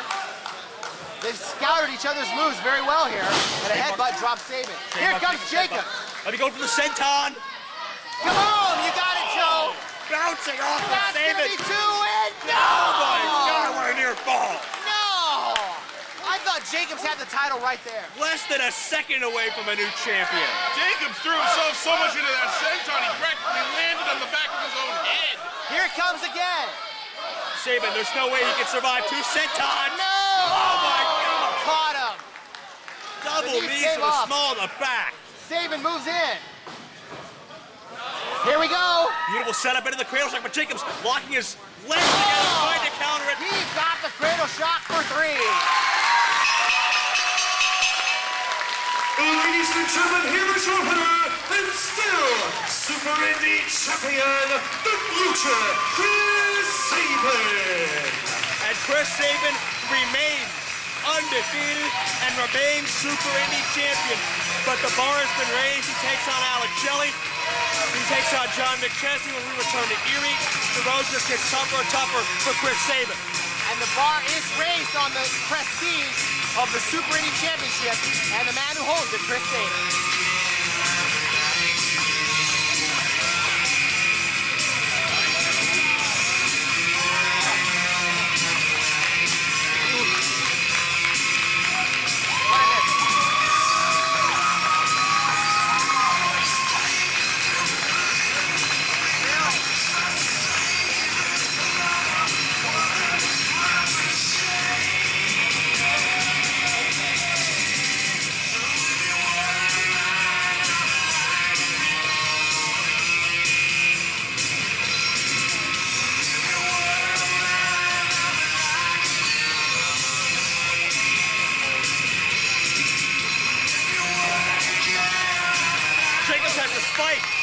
He's got a spike. He's scared security out of the ring.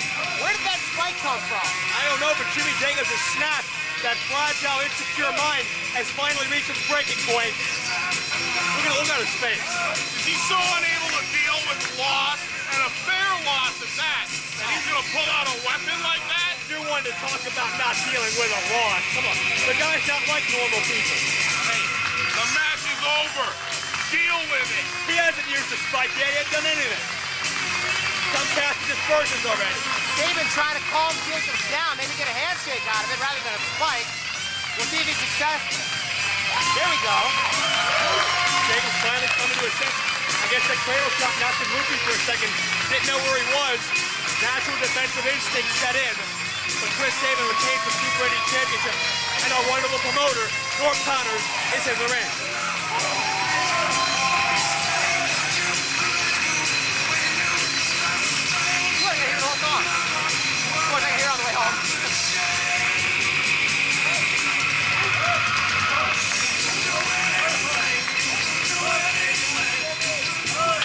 Give it up one more time for Jimmy Jacobs. That was a great match.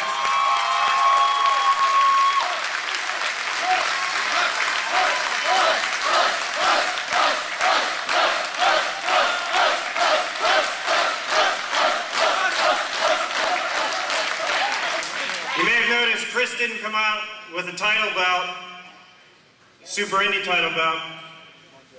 But as we said, we're making a lot of changes here. Obviously, you guys see a brand new ring, brand new IWC ring, brand new IWC entranceway, brand new IWC sound system, and Mr. Ron Scala from ChampBelts.com. Why don't you come on up here and you present Chris Sabin with the IWC Super Indy title.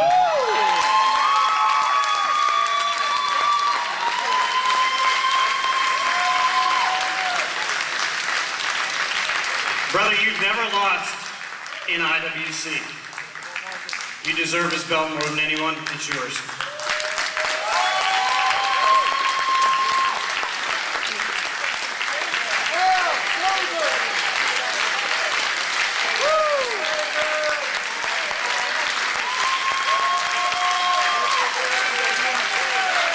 Give it up one more time for Chris. It is music, baby. Yeah, one more time.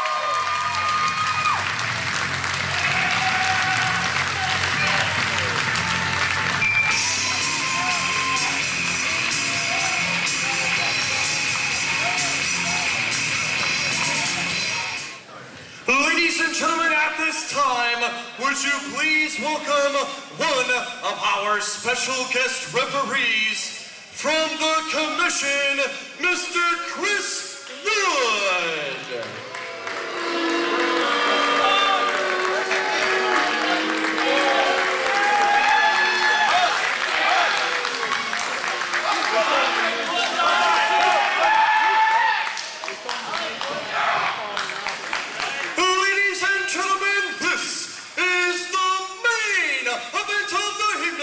Scheduled for one fall, and it is for the IWC Championship.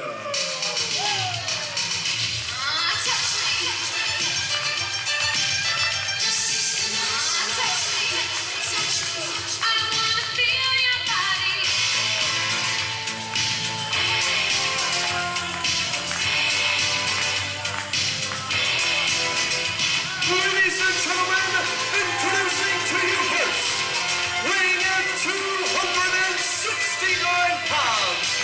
He hails from Newport Beach, which is nestled in fabulous Orange County, California. Here is the sexual icon, the IWC champion, it's Eric Ecstasy.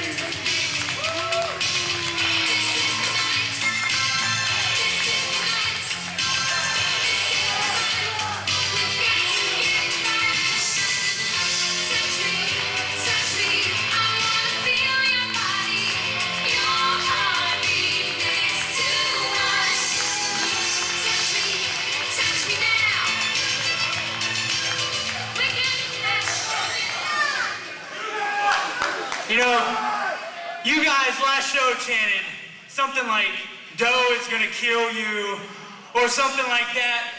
You know, I take offense to that. 'Cause I'm not afraid of Shirley Doe. In fact, I beat him 3 times. Yeah, that sign doesn't make sense. You're real smart. Trailer park's 2 miles down the road there, honey. But see, now they think I'm afraid of Mick Foley. But the thing is, I've had bigger and stranger objects shoved in my mouth, Foley, so a sock ain't gonna make a damn difference to me.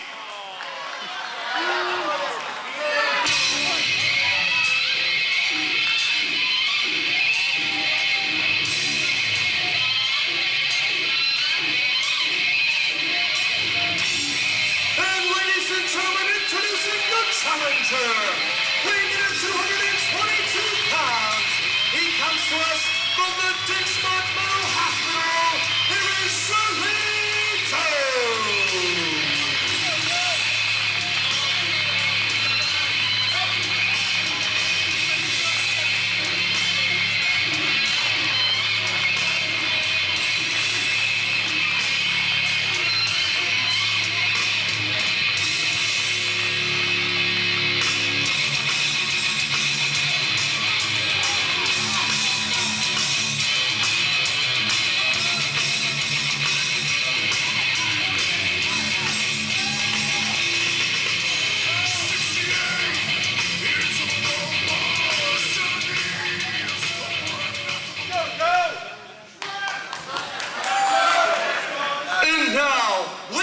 Gentlemen, would you all please join me in welcoming our second special guest referee?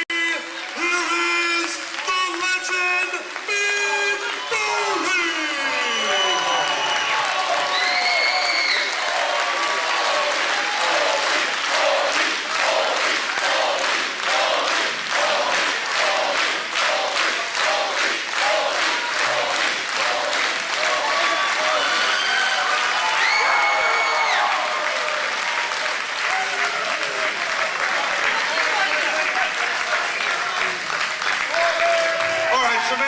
The best entrance in the world.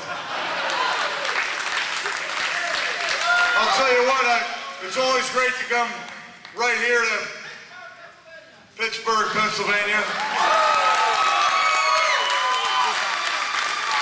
I know this isn't exactly Pittsburgh, but it's kind of where I used to travel all the time. I got to see even Freedom Road, where I used to be trained in Freedom, PA. And I was in the middle. I was having what I thought was a wonderful day, even managed to raise some money for the Salvation Army. And then this fan, who appeared to be the biggest Mick Foley fan in the world, walked up to the table. I said, "How you doing there, kid?" He opened up his mouth. You know what he said to me? He said, "Woo!" Ruined my whole damn night, and then if things weren't bad enough, I had to listen to that ridiculous observance by this guy about having had stranger and bigger things in his mouth than my sock. So I'll tell you what, I know that I'm supposed to be the referee, and a referee is supposed to be fair and impartial and call it down the line, like him. But when you take all these things together, my horrible ring entrance where I slipped off, not even the second or top rope, but the bottom rope. I fell off the bottom rope. That insensitive fan opening up his mouth and saying, "Woo!" Now there's a bunch of insensitive fans here. And then this guy creating images in my mind I didn't want to think about. I've decided that I don't want to be a fair and impartial referee. I've decided I want to be a referee who might just get physically involved. So we want to have a great match. Now, you call it down the line. I'm going to do what I have to do, okay?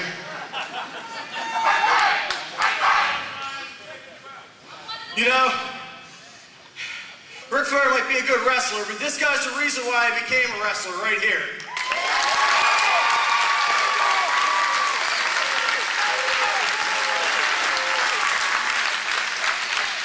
Tonight, Mick, I want to ask you one favor. Tonight, I want to win this match on my own. Tonight, I don't want to do this win in anyone else's shadow. I want to pin Eric Ecstasy myself to win this title.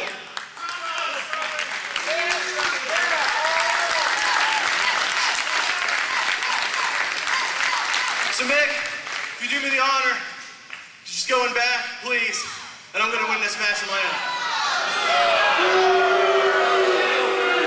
That sounds fair, but I'll tell you what, since I know the fans might want to see a little bit more of me, when you get that 3 count, first thing I'm going to do, brother, is run right under these ropes, jump up, and slip off the bottom rope again, all right? You have a hell of a match, and I'll see you after the 3 count. Have a nice day!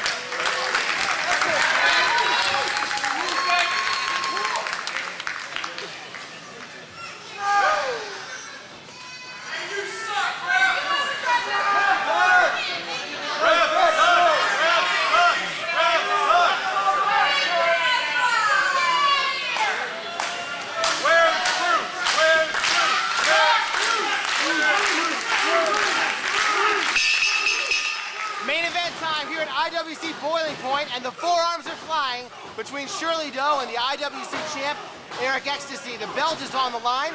Chris Wood is here, but Mick Foley is now not here. Well, you have to respect Shirley Doe's wishes in not wanting to go through this matchup with any extra help. He's fought Eric Ecstasy 3 times now. All 3 times he's lost thanks to outside interference. He wants to prove to himself he can do this on his own, and that's his chance now, despite the fact Chris Wood has never called anything fair in his life. And the fans chanting, "Doe is going to kill you." He's trying to do just that.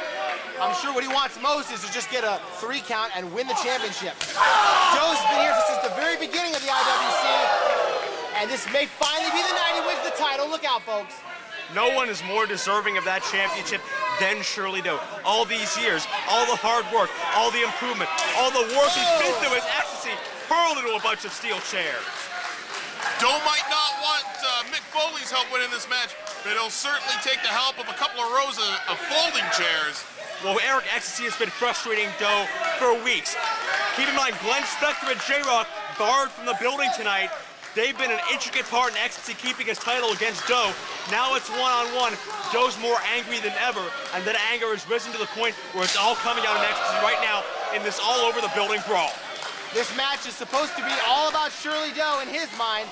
No help, no outside interference, but this could be the night that Eric Ecstasy proves that he can win without any outside help. And look at Chris Wood. He's just standing there, not doing anything. This is the guy who's been a strong advocate of no violence in IWC for so many months, and now he's letting them fight. I smell a rat. But when you think about it, what can Chris Wood do? He's not coming from the outside saying, I'm going to shut down the show. He's got to call the match in the ring. Well, the match isn't in the ring right now, but Eric Ecstasy is taking firm control of Shirley Doe on the outside, whipping Doe into a few rows of chairs, and now just pummeling him. Head first, right into the edge of the steel chair. Now Ecstasy has the object in his hand, following Doe. Now Doe, not sure where he is, I don't think. This match going all over the building here. No. And Ecstasy nailing Shirley Doe. Puts the chair underneath Doe's chin and throws him chair first, neck first through to the floor. Getting a little beverage break here. A little bit of refreshment for Shirley Doe, courtesy of Eric Ecstasy. The IWC champion does not want to walk out of this building without that title. Getting up, look out. Possibly a suplex. On the hard floor. Near those stands, near that small set of grandstands. No, Doe firing back. Heading over to Mick Foley's merchandise table. Up and over those metal grandstands. Doe, very intensely focused here. He's trying to destroy Ecstasy any way he can, but he's going to want to win this match in the ring.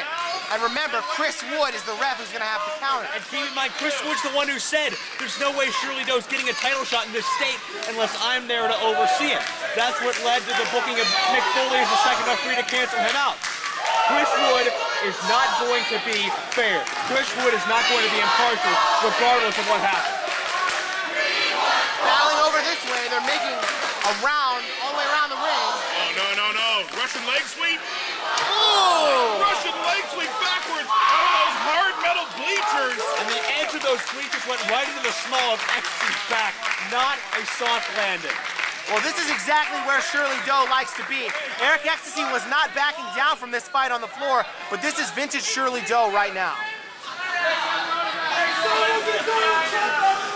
And Ecstasy, as you mentioned, who's done everything to avoid a one-on-one battle, he's got it right now, and Doe's taking the fight to him hard. Ecstasy, perhaps the most unlikely champion ever in terms of his title defenses. But what's Shirley Doe signaling for? Little tribute to Cactus Jack, I think. Whoa! Say that!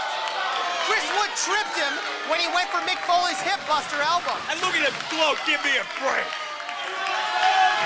And it distracted Doe long enough for Ecstasy. No, not an STD. Sexually transmitted driver on the floor. Doe got nailed, but Ecstasy having a hard time getting up himself. I can't believe that Wood, what am I saying? Of course I can believe that Wood would do something like that. I can't believe I'm about to say this. I don't believe that Chris Wood is on the take here tonight, but I do hear change jingling from the ringside area. Chris Wood will do anything in his power to make sure a promotion run in this state is not represented by a predominantly hardcore legend. And that's what Doe is. He's a local hardcore legend. His reputation of competing in violent matches supersedes himself. And Chris Wood is not going to let him win the championship. Well, the commission and Chris Wood have obviously gone way too far as they've been trying to stamp out hardcore wrestling here in the IWC. No doubt about that. They've gone far beyond. Oh, come on! That's just sickening. Right down the middle, please. Absolutely not even a facade of partiality. Don't catch Wood's hand. Not a bad idea. Wood fighting with Doe, trying to make that 3 count after all. No such luck. Here we go again. Ecstasy. Doe able to get out of it. Swing and miss. And a left-handed clothesline takes down the champion. But does Wood get a count? That's the question. He will. What now? A wrist cramp? Give me a break. Get this guy out of here. I can respect and understand Doe wanting to win it by himself, but there's no way anybody can win over these odds. Chris Wood might have more to deal with than carpal tunnel syndrome in a moment. Happy ending. Ecstasy could get it right here. 1, 2. No. Doe able to kick out. What is just the worst excuse for referee that I've ever seen? What? What's he doing? Calling for help from the back. Here comes no. Sebastian Dark. No. With a chair in hand. No! Dark and Doe will never get along. they won't be satisfied till one of them's dead, and Sebastian has reignited his feud with Doe. Ecstasy gets Joe kicked out again. I can't believe Wood's on the same side as Dirk, a guy just as violent as Doe is. Doe might have made a big mistake sending Mick Foley to the... Oh my God! Doe ducked. Ecstasy just got floored. Here Hentai. comes Super Hentai. With a new mask, avenging what Sebastian did to him. Look out. Spear. Whoa, Hentai. A house of fire on top of Dirk. Hentai getting some revenge on Sebastian Dark, and he has taken Dark out of the picture. Counters out to interfere. Oh my God! It's Troy Lords! My God, it's Troy Lords! What is balls hot Troy Lords doing here? But whose side is he on? Good God, Troy Lords is back! He's obviously here to help Eric Ecstasy. It ends What's tonight, he he gonna do? says. No, it doesn't! And he does! More insurmountable odds. Sexual harassment's back together. I can't Damn believe it. this. Lord's coming from nowhere. He's been gone for months and months. He said Ecstasy's reign ends tonight, but no, it didn't. 3-on-1. Ecstasy. Spectre band. J-Rock band. He's still on a plan. A diamond buck Troy Lords. I didn't even know he was You're out of here luck anymore. again, Doe. Oh, where's Mick Foley now, huh? Do you feel like you need Mick Foley? I don't need Mick Foley. Oh, you don't need Mick Foley. Apparently you like me and Troy Lords kicking your slobby ass. You need Mick Foley or what? I don't need Mick Foley. Oh, yeah. Well, then who do you need, Doe? Cactus Jack. What? Oh my God! No! It's Cactus Jack! Here we go! Mick Foley has reincarnated himself into the most sick, sadistic SOB in the history of this business. Oh! Chair shot to Lord. Lords is down! Ecstasy's behind him. Oh, got him low! But Doe's back to his feet. Ecstasy doesn't see him. Joe, try to get himself back up here. Off of Foley with a Shining Wizard! Modified Shining Wizard. Ecstasy's down. The knee connected right in the temple. Woods got the chair! Oh, What kind of a chair shot was that? what was that? Against Foley, you're going to try that? Oh, no. No, Wood should run for his life. and he is, but Cactus caught him. There's no escaping now. Hardcore wins over the tyrannical commission. Wood is down. Cactus has floored Chris Wood, and now he's going for Mr. Sacco. Only one thing can come from here, and it's something I've been waiting to see Chris Wood get for 8 months that he's been terrorizing us. Good! Mandible claw down in the gullet. Finally, something shuts him up. I love it. Oh, my God. Tarantula! He beat Foley in 95. They're in a confrontation at the Butler Fair. Old enemies and friends are coming out of the woodwork tonight. T-Jack. Tarantula goes after Cactus Jack. Foley embarrassed T at the Butler Fair. T's out for revenge. T taking this chance to get at Cactus Jack, Mick Foley's hardcore incarnation, and this war for the title is still going on. Remember T pinned Cactus Jack in 1995 for a Steel City title. Round we go. Look out. Double arm DDT. Double silly head DDT. Both guys. But Doe and Foley. 1, Foley's down. 2, 3. Champion. Good God, he won the title. That's it. What a Shirley moment. Doe is the new champ. Ladies and gentlemen, the winner of this contest, and new IWC Champion, Shirley Doe. What a moment we just saw from the annals of IWC history. What a confrontation. Sebastian, Hentai, Balls Hot Troy Lords. And finally, Tarantula, but Cactus clears them all out.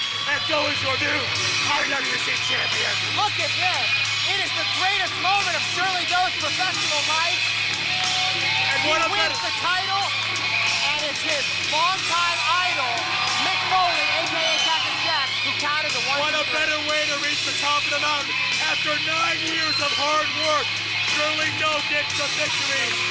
And his idol's there to help him along. And he can't believe it. Shirley Doe didn't need Mick Foley, but he was sure happy to see Cactus Jack. After all the scars, after all the wars, he's come all this way. Shirley Doe is the IWC champion. Tracy is in tears. Ecstasy's era has finally ended, and promoter Norm Connors is in the ring. Of course, give you the last word, brother. Sam, you've been my right-hand man since I started IWC. And I just want you to know, I'm so proud of you tonight. Congratulations. Give it up for Shirley Doe and Mick Foley today.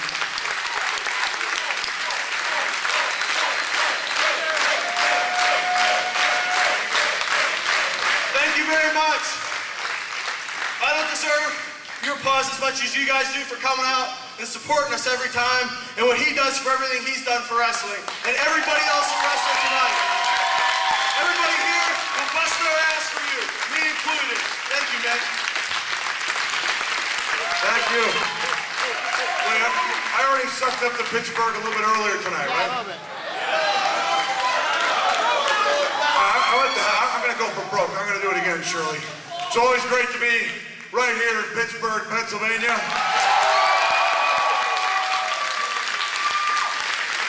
Now, the next time you guys see me, I'll be in a little different arena. I'll be engaging in a political debate of all things. And I'll tell you what, I know everyone's entitled to their own opinions, and a lot of wrestling fans don't care. But I wish you'd get a hold of the issues, but what I want to do, I want to make sure that everybody knows exactly what they're doing when they hit the voting booths.